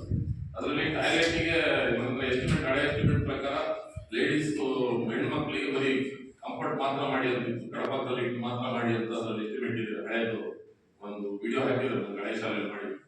ಬಟ್ ನಾವು ನಮ್ಮ ಶಾಲೆಗೆ ಆ ರೀತಿ ಆಗಬಾರ್ದು ಅಂತ 3 ಪ್ರತ್ಯೇಕ ಶೌಚಾಲಯನೇ ಮಾಡಿದ್ದೀವಿ ಹೊಸ ಇದರಲ್ಲಿ. ಈಗ ಉಜ್ಜೀವನ ಫೈನಾನ್ಸ್ ಕೊಟ್ಟಿದ್ದು ಏನಿದೆ ಅದೇ ರೀತಿ ಮಾಡಿದ್ದೀವಿ. ಮತ್ತೆ ಹೆಣ್ಣು ಮಕ್ಕಳಿಗೆ ಮತ್ತು ಗಂಡು ಮಕ್ಕಳಿಗೆ ಪ್ರತ್ಯೇಕವಾಗಿ ಸ್ನಾನಗೃಹ ಒಂದು ಕಾಂಪೌಂಡ್ ಇತ್ತು, ಸ್ನಾನಗೃಹ ಅದರಲ್ಲಿ 2 ಕಡೆ ಇದೆ ಮಾಡಿದ್ದೀವಿ. ಗಂಡು ಮಕ್ಕಳಿಗೆ 3 ಈ ಕಡೆ ಮಾಡಿದ್ದೀವಿ, ಆ ಕಡೆ ಹೆಣ್ಣು ಮಕ್ಕಳಿಗೆ 3 ಬಾತ್ರೂಮ್ ಟಾಯ್ಲೆಟ್ ಗಳನ್ನೇ ಮಾಡಿದ್ವಿ. ಸಪರೇಟ್ ಆಗಿ ಡೋರ್ ಇಂಡಿವಿಜುವಲ್ ಮಾಡಿ ಮತ್ತೆ ಅಲ್ಲೂ ಸ್ನಾನಗೃಹ ಮಾಡಿದ್ದೀವಿ. ಅದ್ರ ಅವ್ರು ಕೂಡ ಅಮೌಂಟ್ಗಿಂತ ಜಾಸ್ತಿ ನಾವು ಮಾಡಿದ್ವಿ. ಯಾವುದೇ ರೀತಿಯಾದ ಅಧಿಕಾರಿಗಳಿಗೂ ಸಹ ಹೇಳಿದ್ರು ಅದರಲ್ಲಿ ಏನು ಕಟ್ ಮಾಡಬಾರ್ದು, ಸುಮ್ಮನೆ ಹೇಳಕ್ ಬರಲ್ಲ, ಅದೆಲ್ಲ ವೈಯಕ್ತಿಕ ಕೆಲವೆಲ್ಲ ಇರುತ್ತೆ. ಆಮೇಲೆ ನಮ್ಮ ಗ್ರಾಮ ಪಂಚಾಯತಿಯಲ್ಲೂ ಸಹ ಅದಕ್ಕೆ ಇವತ್ತು NMR ಹಾಕೋದು ಕಷ್ಟ ಇದೆ. ಬೆಳಿಗ್ಗೆ ಮಧ್ಯಾಹ್ನ 2 ಸರಿ ಫೋಟೋ ಶೂಟ್ ಆಗಬೇಕು, ಅದನ್ನ ಯಾವ್ದು ಅಂತ ಅಂಥದ್ರಲ್ಲೂ ಗ್ರಾಮ ಪಂಚಾಯತಿ ಎಲ್ಲ ಸೆಕ್ರೆಟರಿ ಇರ್ಬೋದು, ಎಲ್ಲ ಮೆಂಬರ್ಗಳು ಅತಿ ಹೆಚ್ಚಿನ ಸಹಕಾರ ಮಾಡಿ ಮಾಡ್ಕೊಟ್ಟಿದ್ದಾರೆ. ಮತ್ತೆ ಪೋಷಕರದ್ದೇ ನಾವು ಇದಾಕೊಂಡಿದ್ದೀವಿ. ಅವ್ರು NMR ಈಗ ಅವರು ಸಹ ಅದ್ರದ್ದು ಬಂದಂತ ಅಮೌಂಟ್ ಕೂಡಲೇ ಕೊಟ್ಟಿದ್ದಾರೆ. ಇನ್ನೊಂದಿಷ್ಟು ಬರೋದಿದೆ. ಕೆಲಸಗಳು ಚೆನ್ನಾಗಿ ಮಾಡಿದ್ದೀವಿ. SDMC ಗೊತ್ತು ಮತ್ತೆ ಎಲ್ಲ ಪೋಷಕರಿಗೂ ಗೊತ್ತಿದೆ. ಹಾಗೆ ವಿದ್ಯಾರ್ಥಿಗಳು ಊಟದ ವಿಚಾರ ಬಂದ್ರೆ ಚೆನ್ನಾಗೇ ಕೊಡ್ತಿದ್ದೀವಿ. ನಿಮಗೆ ನಮ್ಮ ಕೈಯಲ್ಲಿ ಏನಾಗುತ್ತೆ SDMC ಅವರ ಪ್ರಯತ್ನ ಮತ್ತು ಪೋಷಕರ ಪ್ರಯತ್ನದಿಂದ ಒಳ್ಳೆ ಫುಡ್ಡೇ ಕೊಡ್ತಿದ್ದೀವಿ. ಮತ್ತು ನಿಮ್ಗೆ ಚಿತ್ರಾನ್ನ ಅಂತಿದ್ರು ಅದು ಕೊಟ್ಟರೆ ಬೇರೆ ಬೇರೆ ಫುಡ್ ಬೇಕು ಅಂದ್ರೆ ಅದು ನೀವು ನಿಮ್ಮ ಹತ್ರ ಕೇಳಿನೇ ಮಾಡ್ಸಿದೀವಿ. ಎಲ್ಲ ನಿಮ್ಗೆ ಕೂರಿಸ್ಕೊಂಡು ನಿಮ್ಗೆ ಏನ್ ಫುಡ್ ಬೇಕು ಇವತ್ತು ಅಂತ ಕೇಳಿನೇ ಮಾಡ್ಸಿದೀವಿ. ಸಾಂಬಾರ್ ಚೆನ್ನಾಗಾಗ್ತಿದೆ, ನಾನು ಊಟ ಮಾಡ್ತಿದ್ದು ನೀವು ನೋಡಿದೀವಿ. ಏನು ನಮ್ಮ ಕೈಯಲ್ಲಿ ಏನ್ ಬರುತ್ತೆ ಅವ್ರು ಫುಡ್ ಏನ್ ಕೊಡ್ತಾರೋ ಅದು ತಕ್ಕಂತ ಜಾಸ್ತಿಯಾಗಿ ಸಪೋರ್ಟಾಗಿ ಮಾಡ್ತಾ ಇದ್ದೀವಿ. ಎಲ್ಲರೂ ಏನಾದ್ರು ನಿಮ್ಮ ಹತ್ರ ನಮ್ಗೆ ಸರಿ ಇಲ್ಲ ಅನ್ನೋದಿದ್ರೆ ನೇರವಾಗಿ SDMC ಅವ್ರ ಗಮನಕ್ಕೆ ತರ್ಬೋದು. ಪೋಷಕರು ಮತ್ತೆ ಶಿಕ್ಷಕರ ಗಮನಕ್ಕೆ ನೇರ ತರಬೇಕು. ಊಟದ ವಿಚಾರ ಬಂದಾಗ ಈ ಸರಿ ಇದೆಯೋ ಸರಿ ಇಲ್ವೋ ಮೊಟ್ಟೆ ಇದಾಗುತ್ತೆ ಇರೋದು ಅಂತದೇ ನಾವು ತಪ್ಪಿಕೊಂಡಲ್ಲಿ ಕೂಡಲೇ ಅದನ್ನು ಪರಿಹಾರ ಮಾಡ್ಕೊಳ್ಳೋ ಜವಾಬ್ದಾರಿ ನಮಗಿದೆ, ನಾವು ಮಾಡ್ಕೊಡ್ತೀವಿ ಅಂತ ಹೇಳ್ತಾ ಇಲ್ಲಿ ತನಕ ಏನು ಲೆಕ್ಕ ಪರಿಶೋಧನೆ ಆಗಿದೆ ಇದೆಲ್ಲ ಸ್ವಚ್ಛವಾಗಿ ಮಾಡಿದ್ದೀವಿ. ಆಮೇಲೆ ಯಾವುದೇ ರೀತಿಯಾದ ವ್ಯವಹಾರಿಕವಾಗಿ ಪಾರದರ್ಶಕವಾಗಿ ಮಾಡಿದ್ದೀವಿ, ಅದಕ್ಕೆ ಲೆಕ್ಕ ಇಟ್ಟಿದ್ದೇವೆ. ಆಮೇಲೆ ಮತ್ತೆ ನಾವು ಇದಲ್ಲದೇನು ಪ್ರತ್ಯೇಕವಾಗಿ ಒಂದಿಷ್ಟು ಪೋಷಕರಿಂದ ಹಣ ಕಲೆಕ್ಟ್ ಮಾಡಿದ್ದೀವಿ. ಹೇಗೆ ಮಾಡಿದ್ದೀವಿ ಅಂದ್ರೆ SDMC ಅಭಿವೃದ್ಧಿ ದೃಷ್ಟಿಯಿಂದ ಶಾಲೆ ಅಭಿವೃದ್ಧಿಗೆ ಅಂತೇಳಿ ಮಾಡಿದ್ದೀವಿ. ಒಂದು ಎಲ್ಲ ಪೋಷಕರ ಹತ್ರ ಕೊಡಲಿಲ್ಲ, ಕೆಲವೊಂದಿಷ್ಟು ಪೋಷಕರು ಕೊಟ್ಟ ಮಟ್ಟನ್ನ ಇಲ್ಲಿ ಸ್ಥಳೀಯ ಸೊಸೈಟಿ ಇದೆ ನಮ್ಮ ಇದು, ಅದರಲ್ಲಿ ಒಂದು ಜಂಟಿ ಖಾತೆ ಮಾಡಿ ಅದ್ರಲ್ಲಿ 35,000 ರೂಪಾಯಿ ದುಡ್ಡು ಇಟ್ಟಿದ್ದೀವಿ.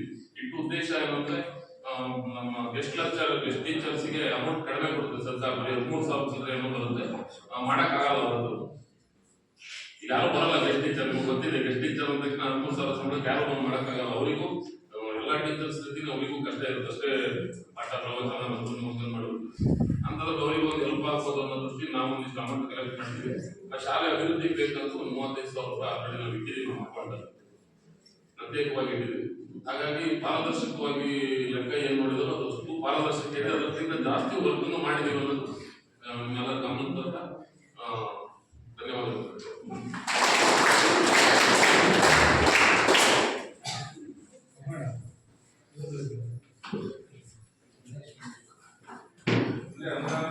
ಹೆಚ್ಚಿನ ಖರ್ಚಾಗ್ತಾ ಇದೆ, ಅದನ್ನ ಬೇರೆ ರೀತಿಯಲ್ಲಿ ಗಮನಿಸ್ಕೊಳ್ತಾ ಇದ್ದಾರೆ. ಒಳ್ಳೆ ರೀತಿಯಲ್ಲಿ ಕೆಲಸ ನಡೀತಾ ಇದೆ. ಎಲ್ಲ ಅಭಿಪ್ರಾಯವನ್ನ ನೀಡಿದ್ದಾರೆ. ಅವರಿಗೆ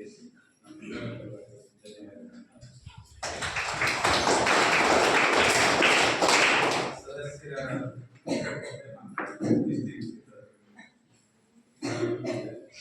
ಮುಂದಿನ ಕಾರ್ಯಕ್ರಮ ಗ್ರಾಮ ಪಂಚಾಯತಿ ಅಧ್ಯಕ್ಷರು ಮತ್ತು ಉಪಾಧ್ಯಕ್ಷರು ಹಾಗೂ ಸದಸ್ಯರ ಅಭಿಪ್ರಾಯ ಇವರ ಬಗ್ಗೆ ಏನಿದೆ ನಮ್ಗೆ ಇವತ್ತು ಈ ದಿನ ಅವರು ಇವರ ಕುರಿತು ಮಾತಾಡ್ತಾರೆ.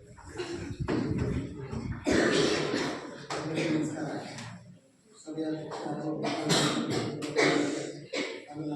ಎಲ್ಲ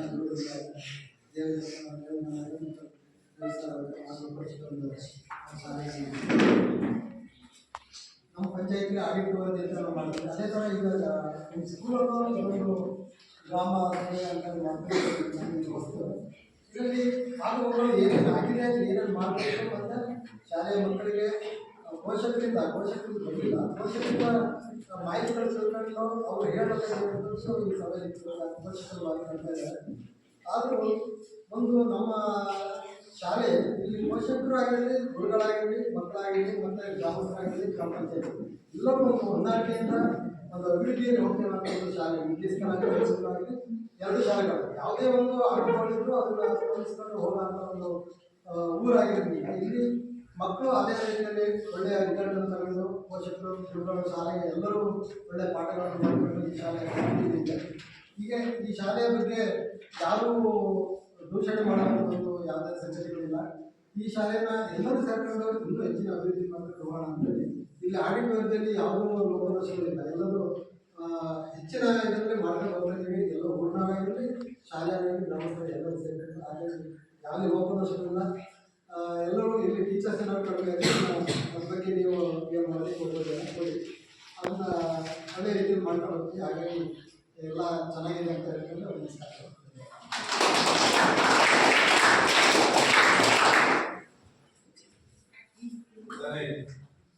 ವರದಿ ಉತ್ತಮ ಮಾಡಿದೆ ಹಾಗೂ ಶಾಲೆ ಬಗ್ಗೆ ಒಳ್ಳೆಯ ಅಭಿಪ್ರಾಯವನ್ನು ವ್ಯಕ್ತಪಡಿಸಿದ್ದಾರೆ. ಹಾಗೂ ಮುಂದಿನ ಕೂಡ ನಮ್ಮ ಶಾಲೆಗೆ ಗ್ರಾಮ ಪಂಚಾಯಿತಿಯಿಂದ ಇದೇ ಸಹಕಾರ ಇರಲಿ ಅಂತ ಧನ್ಯವಾದಗಳನ್ನು.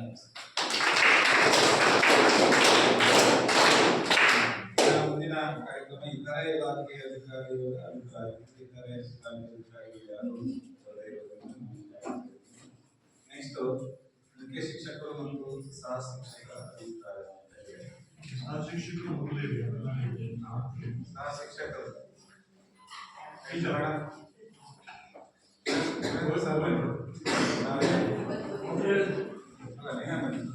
ನಾನು ಒಂದು ಆಮೇಲೆ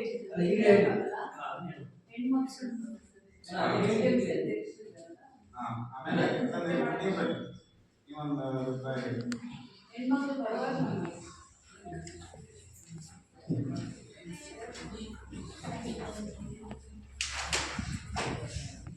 ಎಲ್ಲರಿಗೂ ನಮಸ್ಕಾರ. ಸಾಮಾಜಿಕ ಸಂಶೋಧನಾ ಸಭೆ ಇಲ್ಲಿ ಇಂದಿನ ನಮ್ಮ ಶಾಲೆಯಲ್ಲಿ ನೆರವೇರಿದೆ. ನಮ್ಮ ವೇದಾಂತ ಸರ್ 3 ದಿನದಿಂದ ನಿರಂತರವಾಗಿ ಎಲ್ಲ ಪರಿಶೋಧನೆ ಮಾಡಿ ಮೊದಲ ದಿನ ಆಡಳಿತಾತ್ಮಕವಾಗಿ, ಎರಡನೇ ದಿನ ಶೈಕ್ಷಣಿಕವಾಗಿ, ಇವತ್ತು ಗ್ರಾಮ ಸಭೆ ಅಂದರೆ 3 ದೃಷ್ಟಿಕೋನಗಳನ್ನು ಸಮಗ್ರ ದೃಷ್ಟಿಕೋನ ಇಟ್ಕೊಂಡು ಸಮಗ್ರ ಪರಿಶೋಧನೆಯನ್ನು ಯಶಸ್ವಿಯಾಗಿ ನಿರ್ವಹಿಸಿದ್ದಾರೆ. ಯಾವ ಆ ವರದಿಯಲ್ಲಿರುವ ಯಾವ ಅಂಶವನ್ನು ಅವರು ಬಿಟ್ಟಿಲ್ಲ ಅಂದರೆ ಅಷ್ಟು ನಿಧಾನವಾಗಿ ಬಳಸಿಕೊಂಡು 3 ದಿನಗಳನ್ನು ಮಾಡ್ತಾ ಇದ್ದಾರೆ. ಆಮೇಲೆ ವಿದ್ಯಾರ್ಥಿಗಳ ಮನೆ ಭೇಟಿಯನ್ನು ಕೂಡ ಅವರು ವಿದ್ಯಾರ್ಥಿಗಳ ಜೊತೆ ಮಾತಾಡ್ತಾರೆ 2 ಹಂತದಲ್ಲಿ. ಮೊದಲ ಹಂತದಲ್ಲಿ ನಾವು 10th ಗಳಿಸಿರಲಿಲ್ಲ, ಆಮೇಲೆ ಮತ್ತೆ ಸಂಜೆ ಬಂತು 10th ಬೇಗ ಬೇಕು ಅಂತ ಬಿಟ್ಕೊಟ್ವಿ. 10th ಮಕ್ಕಳ ಜೊತೆ ಸಪ್ರೇಟ್ ಆಗಿ ಅವರು ಮಾತಾಡ್ತಾರೆ. ಅಂದರೆ ನಾನು ತುಂಬ ಅಪ್ರಿಷಿಯೇಟ್ ಮಾಡ್ತೀನಿ ಸರ್ ಅವರು, ಯಾಕೆಂದರೆ ಸರ್ಕಾರದ ಯಾವುದೇ ಒಂದು ಪ್ರಾಜೆಕ್ಟ್ ಆಗಿರಲಿ, ಒಂದು ಕಾರ್ಯಕ್ರಮ ಆಗಿರಲಿ, ಈ ರೀತಿ ನಿಯಮಬದ್ಧವಾಗಿ, ಪಾರದರ್ಶಕವಾಗಿ, ಪ್ರಾಮಾಣಿಕವಾಗಿ ಮಾಡಬೇಕು ಅನ್ನೋದು ನಮ್ಮ ಎಲ್ಲರ ಆಶಯ. ನಾವು ಹೇಳ್ತಾ ಇರ್ತೀವಿ, ಅದನ್ನು ಇವರು ನೆರವೇರಿಸಿಕೊಂಡಿದ್ದಾರೆ. ಹಾಗಾಗಿ ಮೊದಲನೇದಾಗಿ ಅವರಿಗೆ ನಾನು ಥ್ಯಾಂಕ್ಸ್ ಹೇಳ್ತೀನಿ.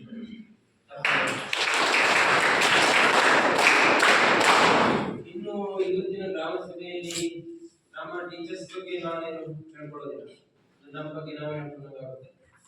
ಮತ್ತು ನಮ್ಮ ಬಗ್ಗೆ ಬೇರೆಯವರು ಹೇಳಿ ಹೋಗ್ಲಿಕ್ಕೆ ಮಾಡಲಿ ಅನ್ನೋ ನಿರೀಕ್ಷೆಯೂ ನನಗಿಲ್ಲ. ಹಾಗಾಗಿ ನಾನು ವಿಶೇಷವಾಗಿ ಮಾತನಾಡಬೇಕಾಗಿದ್ದು ಪೋಷಕ ಪ್ರತಿನಿಧಿ SDMC ಬಗ್ಗೆ ಮತ್ತು ಮಕ್ಕಳ ಬಗ್ಗೆ ಮತ್ತೆ ನಮ್ಮ ಯೋಜನೆಗಳೆಲ್ಲ ಹೇಗೆ ತಲುಪ್ತಾ ಇದೆ.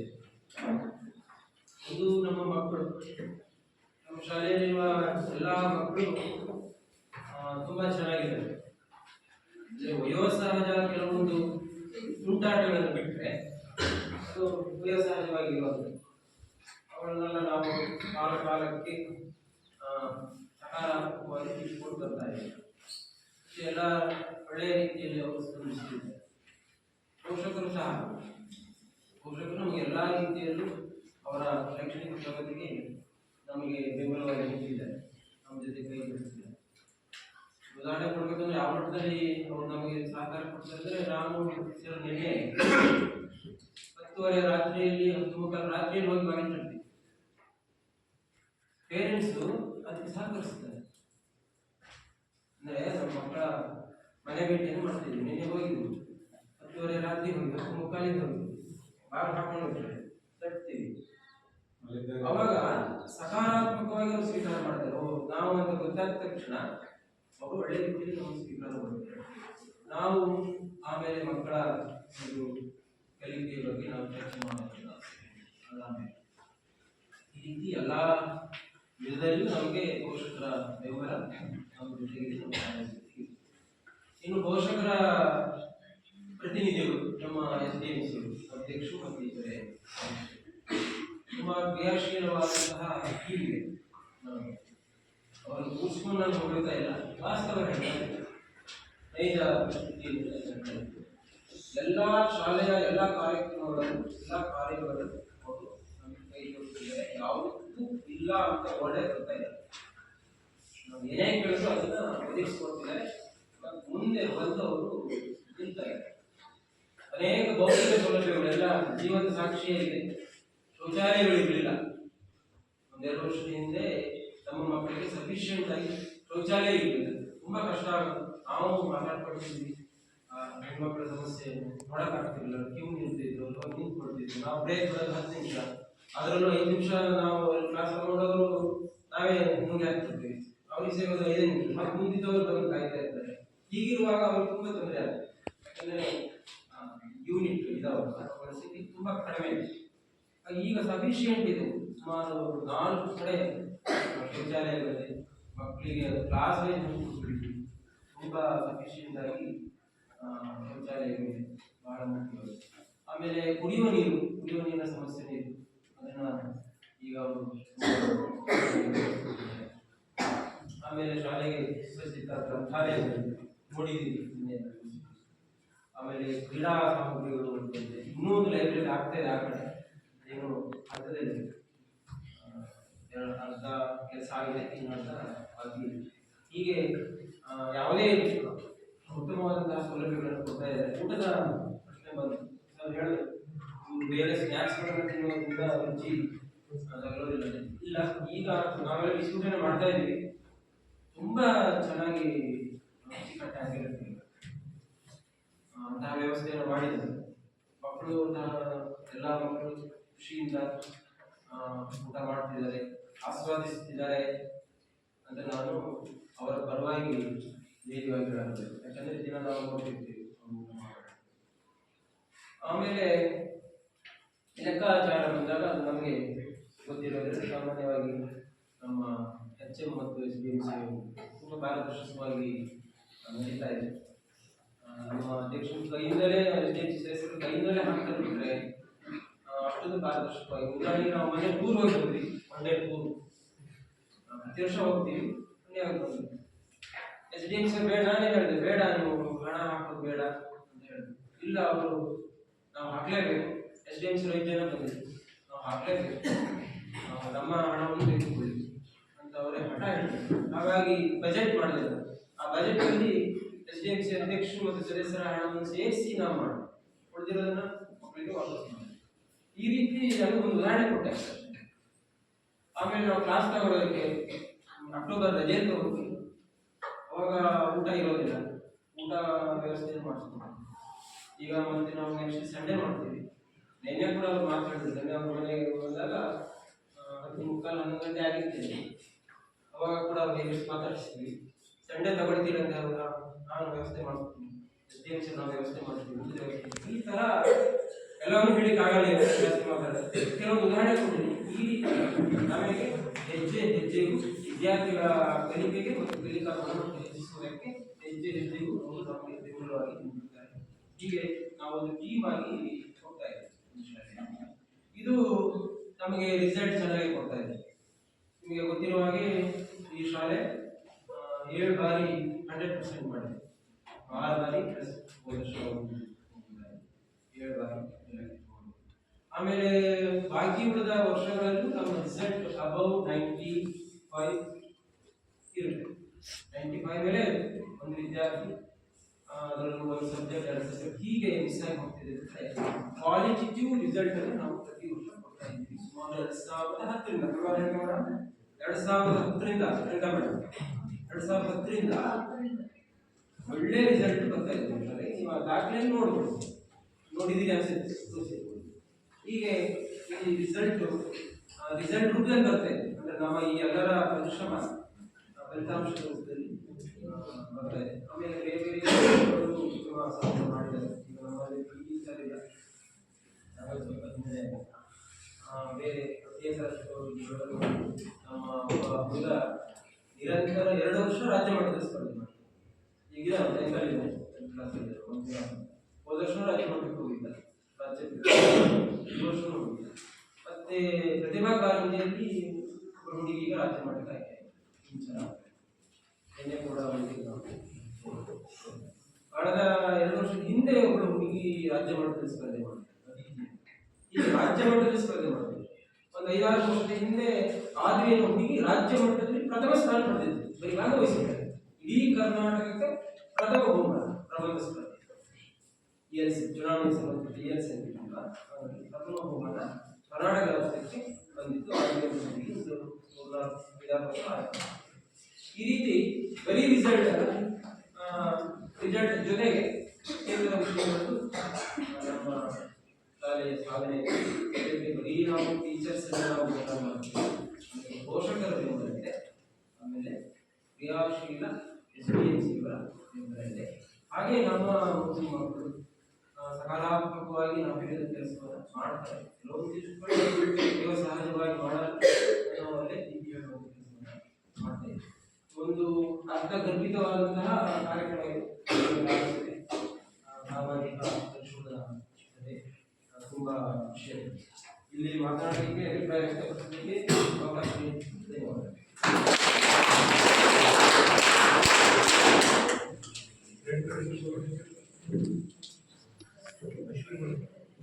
ಶಾಲೆಯ SDMC ಹಾಗೂ ಪೋಷಕರು ವಿದ್ಯಾರ್ಥಿಗಳ ತಮ್ಮ ಬಗ್ಗೆ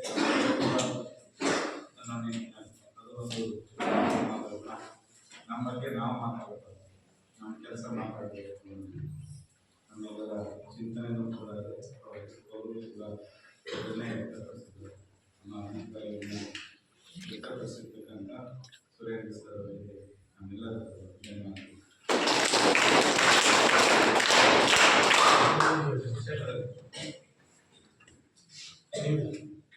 ನೀವು ಮಾತಾಡ್ತಾನೆ ಹೇಳಿದ್ದೆ. ನಾನೇನು 8 ವರ್ಷ ಇಲ್ಲ 2 ವರ್ಷ ಆಯ್ತು ಶಾಲೆ ಹೇಳೋರಿಗೆ ಈ SDMC ಹಿಂದೆ ಇದ್ದಂತೆ ಶಾಲೆಯ ಭೌತಿಕ ಸಾಕಷ್ಟು ಇಲ್ಲಿ ನಾನು ಕೂಡ SDMC ಯಾವಾಗಲೂ ತುಂಬ ಸೂಚನೆ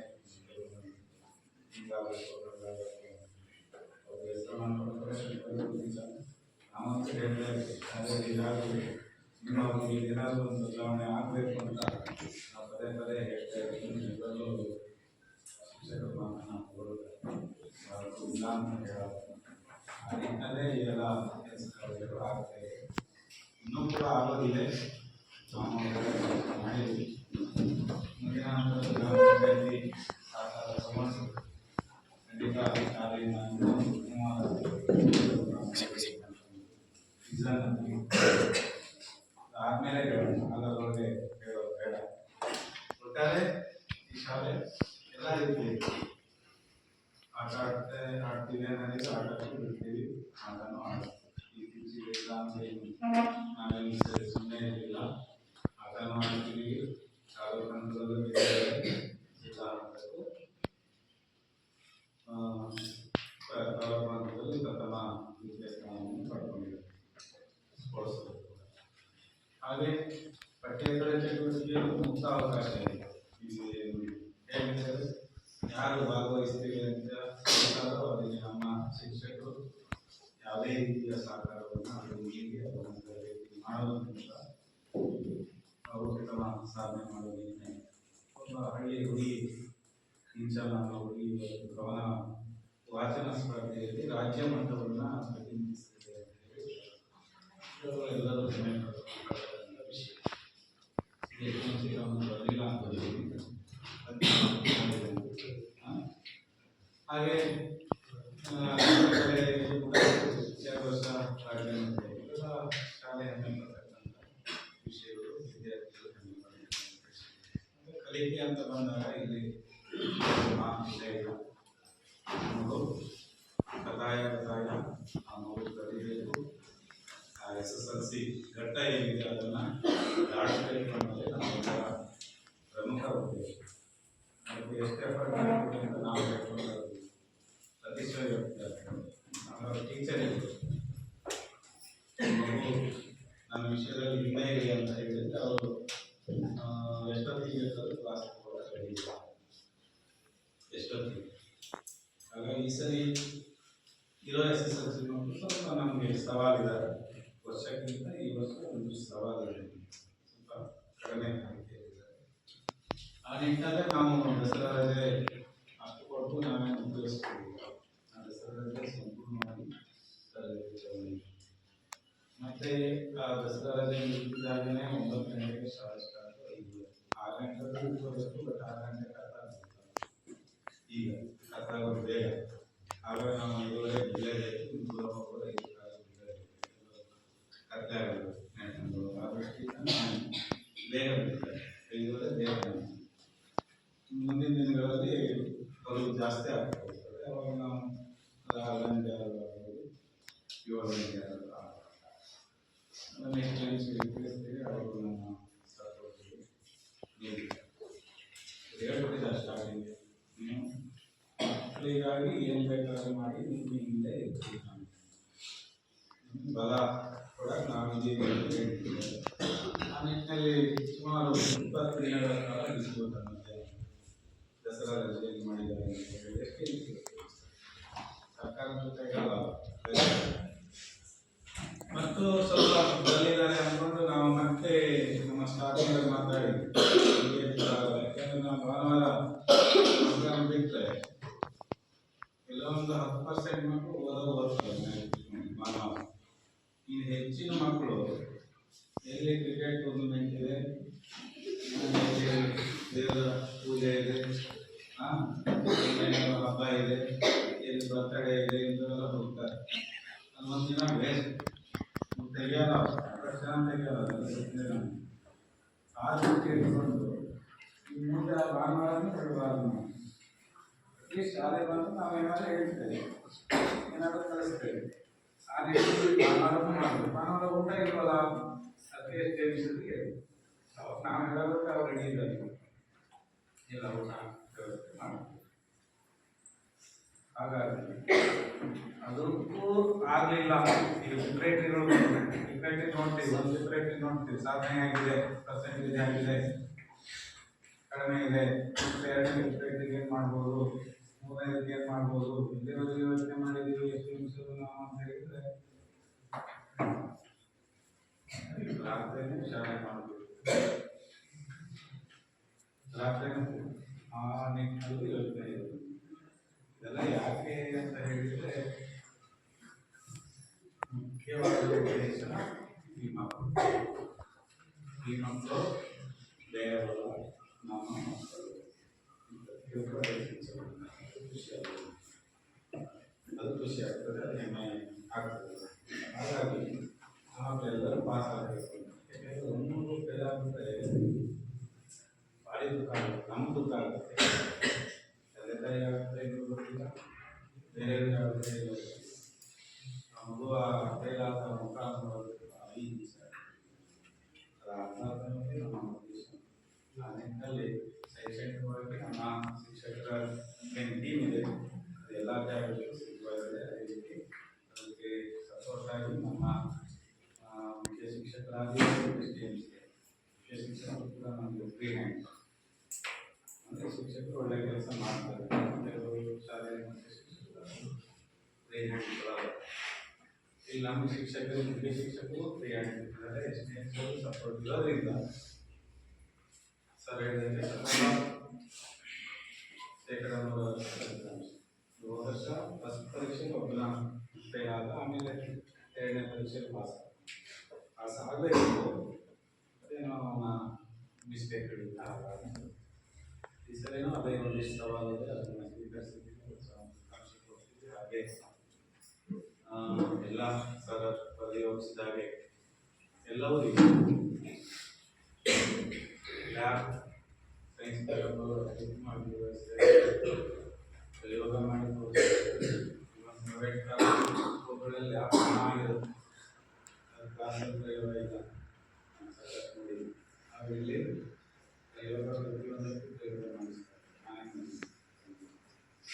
ಸೋಷಿಯಲ್ ಸೈನ್ಸ್ ಲ್ಯಾಬ್ ಎಲ್ಲಿರಲಿಕ್ಕಿಲ್ಲ, ನಮ್ಮಲ್ಲಿ ಸೋಷಿಯಲ್ ಸೈನ್ಸ್ ಲ್ಯಾಬ್ ಹೆಚ್ಚಿನ ಶಾಲೆಗಳಿಲ್ಲ, ಅವರ ಭಾಳ ಮುತುವರ್ಜಿಯಿಂದ ಭಾಳ ನೀಟಾಗಿ ಆ ಒಂದು ಲ್ಯಾಬನ್ನು ಮಾಡಿದ್ದಾರೆ.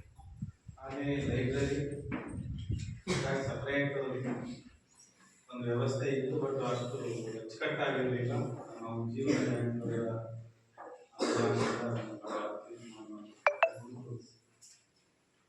ಹಾಗಾಗಿ ಒಂದು ಇಲ್ಲ ಎಂಟ್ರಿ ಬುಕ್ಸ್.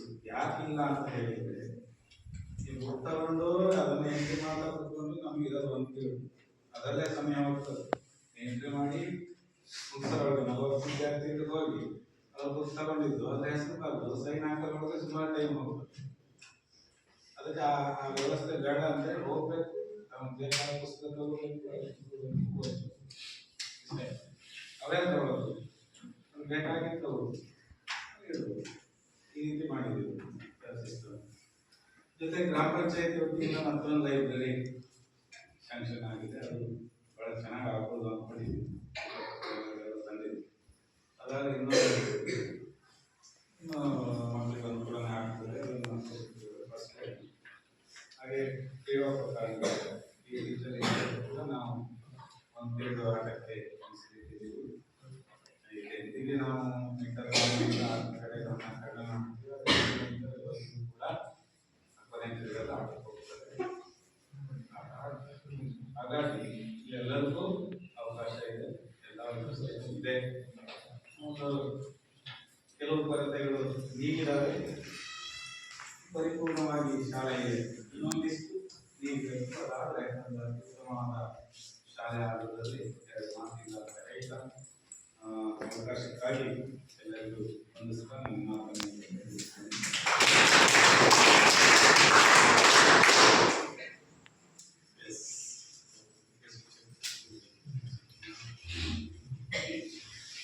ಈಗ ಮುಖ್ಯ ಶಿಕ್ಷಕರಾಗಿದ್ದಾರೆ.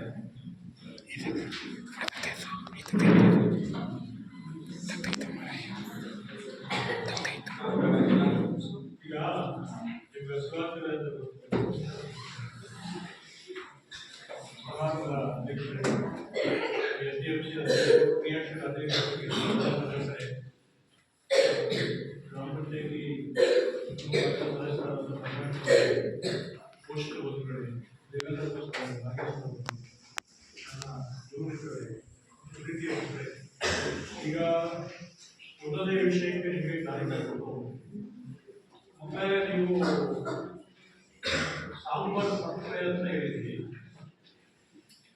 ಆದರೆ ಈ ಮಟ್ಟದ ಉದ್ದಿನ ನನ್ನ ಮತ್ತು ಪ್ರದೇಶ ಕೂಡ ಉತ್ತರ ಮಾಡಿದ್ದಾರೆ, ದೇವರಪ್ಪ ಅವರು ಮಾಡಿದ್ದಾರೆ. ಹೆಚ್ಚಿನ ಉತ್ಪನ್ನ ತಿನ್ನೋದು ಆರೋಗ್ಯಕ್ಕೆ ಒಳ್ಳೆಯದ, ಅದನ್ನು ಬೇಕಾದ್ರೆ ಅದನ್ನು ಉಪ್ಪಿನ ಹಾಕ್ತೀನಿ, ಒಳ್ಳೆಯದ. ಈಗ ಏನು ಸಾಂಬಾರು ಇದೆ ಅದು ಸರಿ ಇದೆ ಹೌದಾ, ಸರಿ ಇದೆ. ಆದ್ರೂ ಒಂದು ಸ್ಪೂನ್ ಒಂದು ಡಬ್ಬಕ್ಕೆ ಉಪ್ಪು ಹಾಕಿರ್ತೀವಿ, ನಿಮ್ಗೆ ಬೇಕಾದ್ರೆ ಜಾಸ್ತಿ ಬಡಪಡಿ ಒಂದೊಂದು ಸ್ವಲ್ಪ ಹಾಕು, ಸಮಸ್ಯೆಗೆ ಪರಿಹಾರ ಅಷ್ಟೇನೆ. ಆದ್ರೆ ಈ ಒಂದು ಎಷ್ಟು ನಾವು ಸಾಧಾರಣವಾಗಿ ತಿಂತೀವಿ ಅದು ನಮ್ಗೆ ಹೇಳಕ್ ಹೋಗಿದೆ.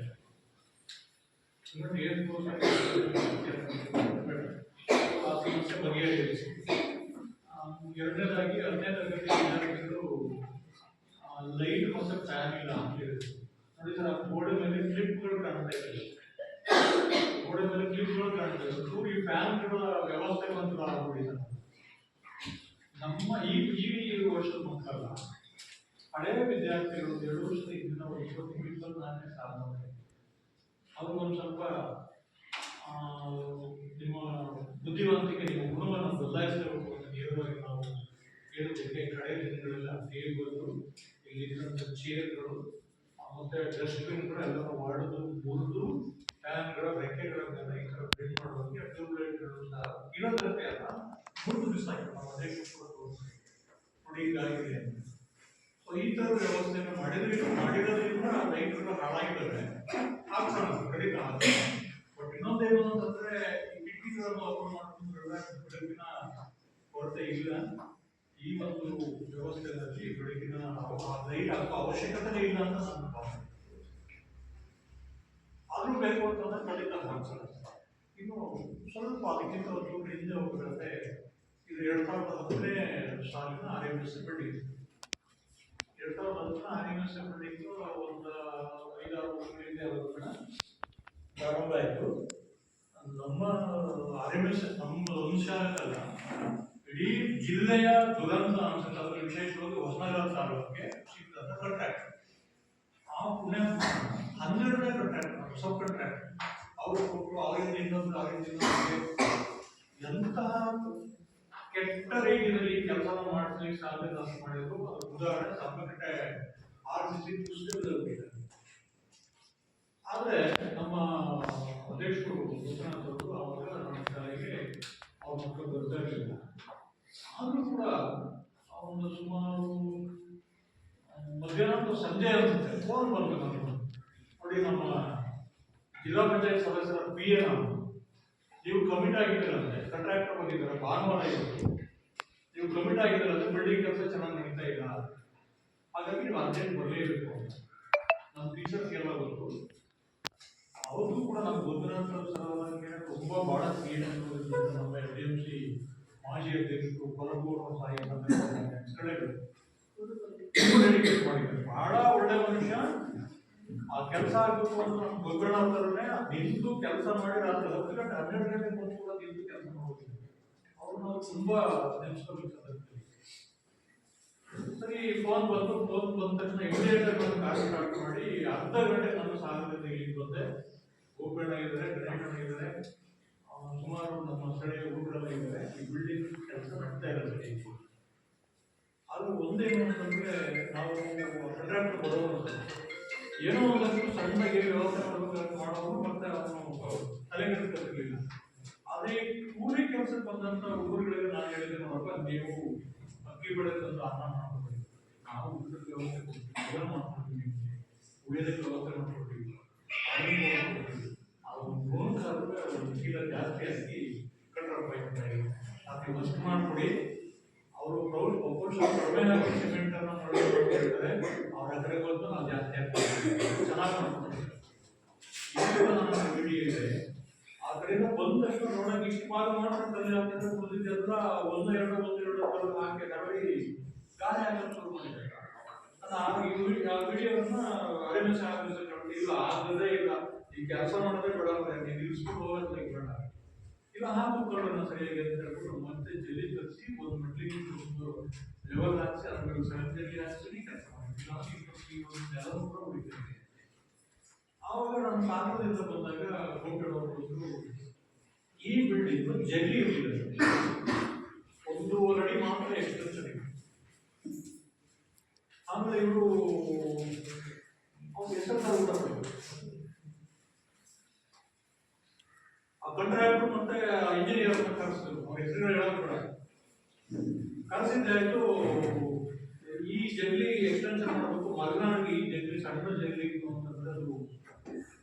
ವರ್ಷ ಈಗ ಮಳೆ ನೀರು ಹೊರಗಡೆಗೆ ಬರ್ತೀವಿ. ಇಲ್ಲ ಇಲ್ಲ, ನಮ್ಗೆ ಎಸ್ಟಿಮೇಟ್ ಕೊಟ್ಟಿರೋದು ಇಷ್ಟೇ 1.5 ಅಡಿ ಮಾತ್ರ 2 ಅಡಿ ಮುಂದೆ ಹಾಕ್ತಿದ್ದಾರೆ ಅಂತ ಹೇಳಿದ್ರು.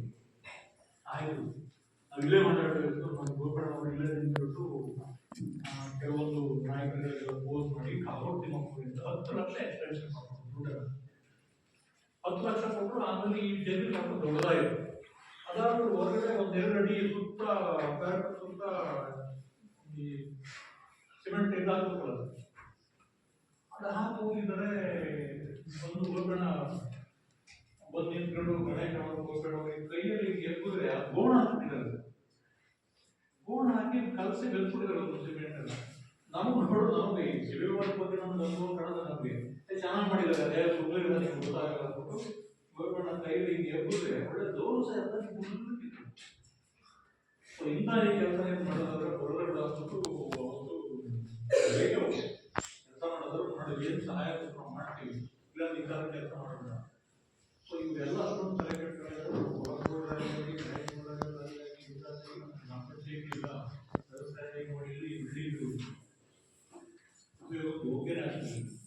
ಅದಾದ್ಮೇಲೆ ಈ ಬಿಲ್ಡಿಂಗ್ಗೆ ನಾವು ದುಡ್ಡು ಬಂದಿಲ್ಲ, ಕೋರ್ಟ್ ಹೋಗಿದ್ದೀವಿ, ಬೀಗ ಹಾಕೊಂಡು ಹೋಗ್ತೀವಿ ಅಂತ ಬಂದ್ರು. ಬೀಗ ಹಾಕೊಂಡು ಮಾರನೇದಕ್ಕೆ ಎಲ್ಲ ಬೀಗಗಳನ್ನು ಹೊಡೆದು ಮಕ್ಕಳು ಕೂರಿಸ್ಬಿಡ್ವಿ.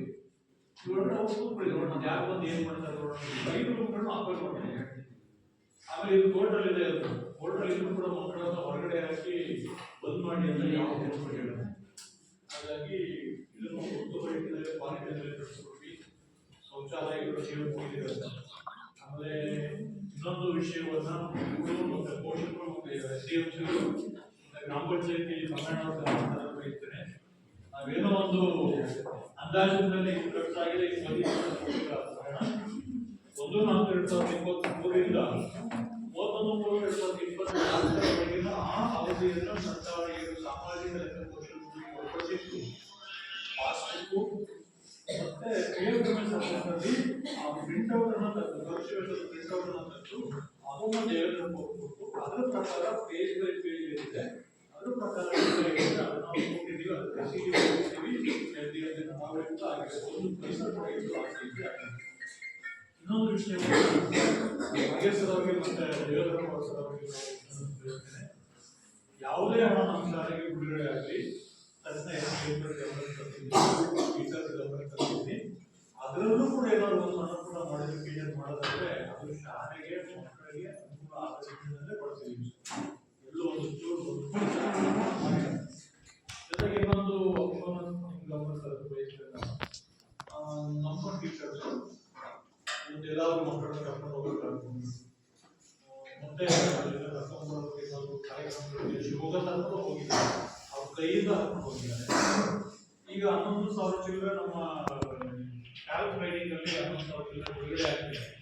ಆ ಖರ್ಚಲ್ಲಿ ಯಾರಾದ್ರೂ ಕೊಡ್ತೀವಿ, ದಯವಿಟ್ಟು ಮಕ್ಕಳು ಮಾತ್ರ ಉತ್ತಾದಿಗೆ ಓದಿಸೋದಕ್ಕೆ ಹಾಕೊಂಡು ಅಂತ ಅವರೇ ಖರ್ಚು ಮಾಡಿದ್ದಾರೆ. ಸೊ ಹೀಗೆ ಯಾವುದೇ ಹಣ ಕೊಡಿ ಅದನ್ನ ಎತ್ತಿರೋರಿಗೆ ನಮ್ಮ ಟೀಚರ್ ಬಂದು ಖರ್ಚು ಮಾಡಿದರೆ ಎಲ್ಲೂ ಲೋಪ ಆಗಿಲ್ಲ. ಮತ್ತೆ ಮಕ್ಕಳಿಗೆ ಇನ್ನೊಂದು ಊಟ ತಿಂಡಿ ವ್ಯವಸ್ಥೆ ಆಗ್ಬೋದು, ಶೌಚಾಲಯ ಆಗ್ಬೋದು. ಮಕ್ಕಳ ನಿಮಗೋಸ್ಕರ ನಿಮ್ಮ ತಂದೆ ತಾಯಿಗಳು 1-2 ನಿಮಿಷ ಯೋಚನೆ ಮಾಡಿ ಆ ಪುಸ್ತಕದಲ್ಲಿ ಎಷ್ಟು ಕಷ್ಟಪಡ್ತಿದ್ದಾರೆ ಅಂತ ನಿಮ್ಮ ಮುಂದೆ ನಿಮ್ಮ ಮನಸ್ಸಲ್ಲಿ ತಗೊಳ್ಳಿ. ನೀವೇನು ತಪ್ಪು ಮಾಡ್ತಿದ್ದೀರ ಅಂತ ಕೇಳೋದಕ್ಕೆ ಅವಕಾಶ ತುಂಬ ಕಷ್ಟಪಟ್ಟಿದ್ದಾರೆ. ಉದಾಹರಣೆ ಮಾಡ್ತಾ ಇದ್ದೀವಿ. ಕೆಲವು ಸಂದರ್ಭಗಳಲ್ಲಿ ಅವರ ಸಮಸ್ಯೆ ನಿಮ್ಮ ಪ್ರಯತ್ನ ಆಗ್ತಾ ಇಲ್ಲ. ಹಾಗಾಗಿ ದಯವಿಟ್ಟು ಓದೋದನ್ನ ವಿಚಾರ ಆಗಬೇಕು. ಕೆಲವೆಡೆ ನೀವು ಪುಸ್ತಕಗಳನ್ನ ಇಟ್ಕೊಂಡ್ರೆ ಅಕ್ಷರಗಳನ್ನು ಕಳ್ಕೊಳ್ಳೋದು ಅದನ್ನು ಪೋಷಕರು ತಪ್ಪಲ್ಲ, ಶಿಕ್ಷಕರು ತಪ್ಪಲ್ಲ, ಪ್ರಯತ್ನ ಮಾಡದಿರೋದು ನೀವೇ ತಪ್ಪು. ಕಡಿಮೆ ಸಂಖ್ಯೆಯ ಪೋಷಕರು ಬಂದಿರೋದ್ರಿಂದ ಅವ್ರಿಗಾದ್ರೂ ನಾನು ಹೇಳೋದು ಬಯಸ್ತೀನಿ, ಅಟ್ಲೀಸ್ಟ್ ನಮ್ಮ ಮಗು ದಿನದಲ್ಲಿ ಏನು 1 ಗಂಟೆ 2 ಗಂಟೆ ಕೊಟ್ಟು ಓದ್ತಿದ್ದೀರ ಅಂತ ಅಕೌಂಟಬಿಲಿಟಿ ಬರುತ್ತೆ. ದೇವೇಂದ್ರ ಇಲ್ಲ ತಾಯಿ ನೀವು ಇದನ್ನ ಖರ್ಚು ಮಾಡಿಲ್ಲ, ಇದು ಹಂಗೆ ಓದಿದೆ ಖರ್ಚು ಮಾಡಿ ಅಂತ ಹೇಳ್ಬೋದು, ನಾಗೇಶ್ ಹೇಳ್ಬೋದು, ರಮಣ ಹೇಳ್ಬೋದು, ಅಧ್ಯಕ್ಷ ಹೇಳ್ಬೋದು. ಅದು ನಾನು ಕೆಲಸ ಮಾಡಿದೆ ಅಂತ ಮೊದಲೇ ಅದು ನಡೆದೋಗುತ್ತೆ. ಬಟ್ ವಿದ್ಯಾಭ್ಯಾಸ ನೀವು ಅದನ್ನ ಕಲಿಯಿಲ್ಲ ಅಂತಂದ್ರೆ ಶಿಕ್ಷಕರು ಮಾಡಿದಂಥ ದ್ರೋಹ, ಪೋಷಕರು ಮಾಡಿದಂಥ ದ್ರೋಹ. ಕಂಪ್ಲೇಂಟ್ ಹೇಳೋದು ನಾವು ಯಾವ ಮಟ್ಟದಲ್ಲಿ ನಾನು ಕಲ್ತಿದ್ದೀನಿ ಈ ಶಾಲೆಗೆ. ಯಾಕಂದ್ರೆ ನಮ್ಮ ಜಯನಗರದಲ್ಲಿ ಉತ್ತಮ ರೀತಿಯಲ್ಲಿ ಸರ್ ಮಕ್ಕಳು ಟೀಚರ್ಸ್ ಆಗಿದೆ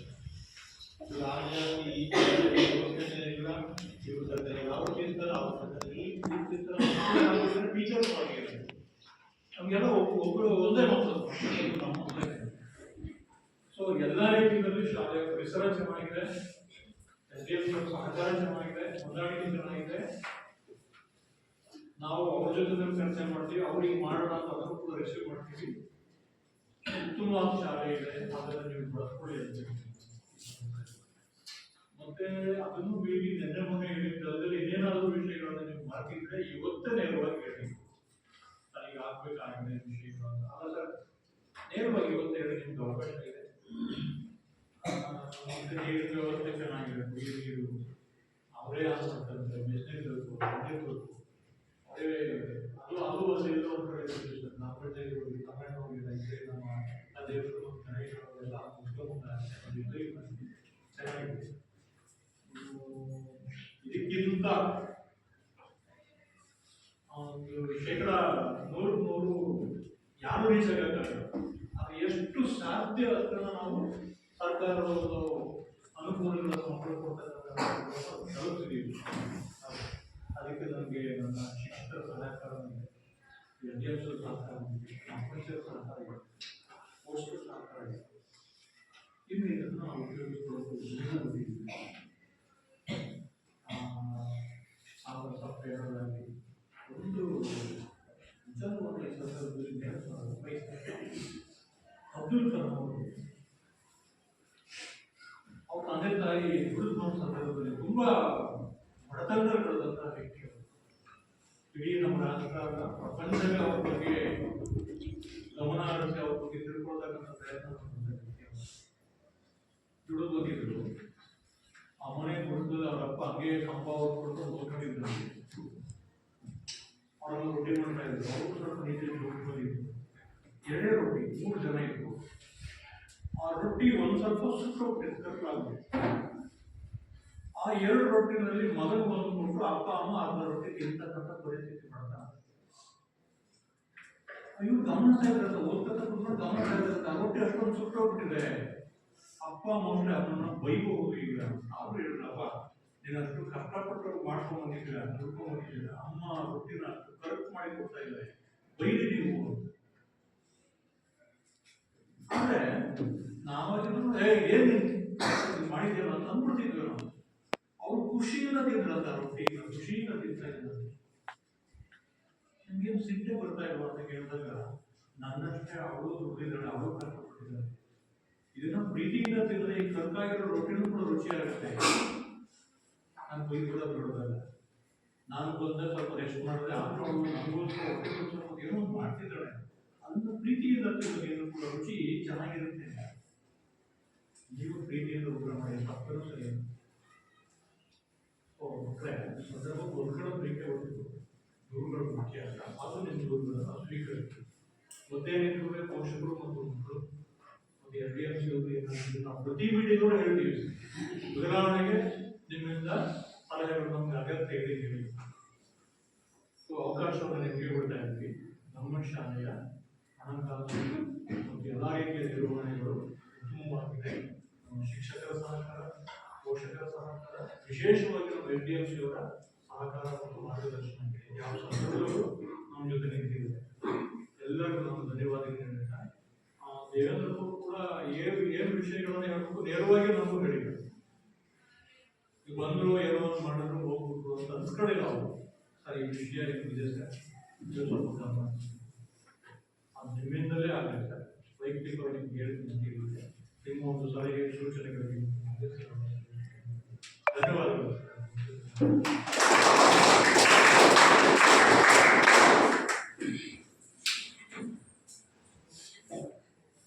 ಶಾಲೆಯ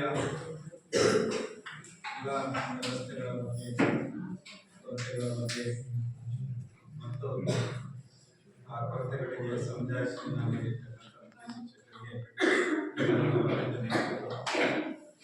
ಈಗ ಗ್ರಾಮ ಸಭೆಯ ಅಧ್ಯಕ್ಷತೆ ವಹಿಸಿದ ನೋಡಲಾಧಿಕಾರಿಯವರ ಅಭಿಪ್ರಾಯ ಅಂತ ಇದೆ. ಮಾತಾಡ್ತೀರಾ? ನಾನು ಶಾಲೆ ಬಗ್ಗೆ ಒಂದೆರಡು ಮಾತಾಡಿದ್ದೀನಿ.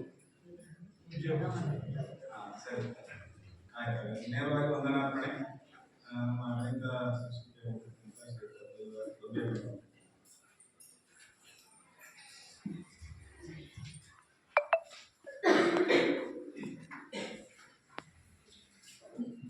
ಎಲ್ರಿಗೂ ನಮಸ್ಕಾರ.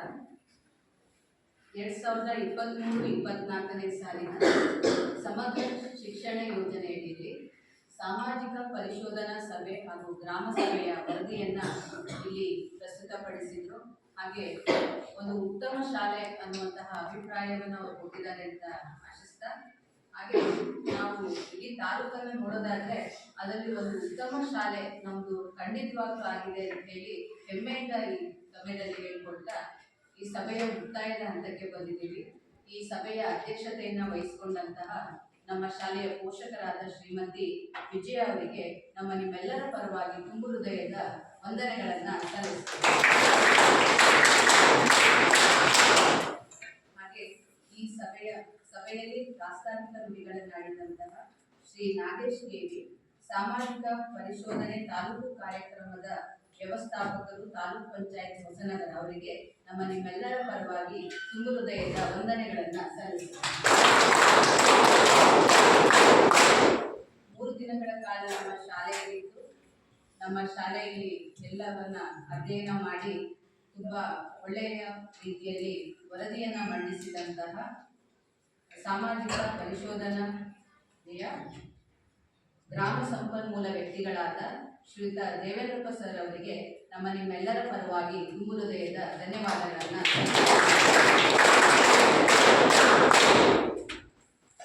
ಹಾಗೆ ಈ ಕಾರ್ಯಕ್ರಮದಲ್ಲಿ ಉಪಸ್ಥಿತರಿರುವಂತಹ ಗ್ರಾಮ ಪಂಚಾಯಿತಿಯ ಸದಸ್ಯರಾದ ಶ್ರೀಯುತ ಲಕ್ಷ್ಮಣ್ ಗೌಡ್ ಅವರಿಗೆ ನಮ್ಮ ನಿಮ್ಮೆಲ್ಲರ ಪರವಾಗಿ ತುಂಬು ಹೃದಯದ ವಂದನೆಗಳನ್ನ. ಹಾಗೆ ನಮ್ಮ ಶಾಲೆಯ ಎಲ್ಲ ಕೆಲಸಗಳಿಗೆ ಸದಾ ಸಿದ್ಧರಾಗಿರುವಂತಹ ನಮ್ಮ SDMC ಅಧ್ಯಕ್ಷರಾದ ಶ್ರೀಯುತ ಗೋಪಿನಾಥ್ ಅವರಿಗೆ ನಮ್ಮ ನಿಮ್ಮೆಲ್ಲರ ಪರವಾಗಿ ವಂದನೆಗಳನ್ನ ಸಲ್ಲಿಸಿದ್ದೇವೆ. ಇಂದಿನ ಸಭೆಯಲ್ಲಿ ಉಪಸ್ಥಿತರಿದ್ದು ಸಭೆಯನ್ನ ಯಶಸ್ವಿಗೊಳಿಸಿದಂತಹ ನಮ್ಮ SDMCಯ ಸರ್ವ ಸದಸ್ಯರಿಗೂ ತುಂಬು ಹೃದಯದ ವಂದನೆಗಳನ್ನ ಸಲ್ಲಿಸುತ್ತೇವೆ. ಹಾಗೆ ನಮ್ಮ ಶಾಲೆಯ ಮುಖ್ಯಸ್ಥರಾದ ಶ್ರೀಯುತ ರಂಗಸ್ವಾಮಿ ಸರ್ ಅವರಿಗೆ ತುಂಬು ಹೃದಯದ ವಂದನೆಗಳನ್ನ ಸಲ್ಲಿಸುತ್ತೇವೆ. ಇಂದಿನ ಸಭೆಗೆ ಆಗಮಿಸಿ ಇಲ್ಲಿ ಉಪಸ್ಥಿತರಿದ್ದು ಚರ್ಚೆಗೆ ಭಾಗವಹಿಸಿದಂತಹ ನಮ್ಮ ಶಾಲೆಯ ಪೋಷಕ ವೃಂದದವರಿಗೆ ತುಂಬು ಹೃದಯದ ವಂದನೆಗಳನ್ನ ಸಲ್ಲಿಸುತ್ತೇವೆ. ನಮ್ಮ ಶಾಲೆಯ ಎಲ್ಲ ವೃಂದದವರಿಗೆ ತುಂಬು ಹೃದಯದ ವಂದನೆಗಳನ್ನ ಸಲ್ಲಿಸುತ್ತೇವೆ.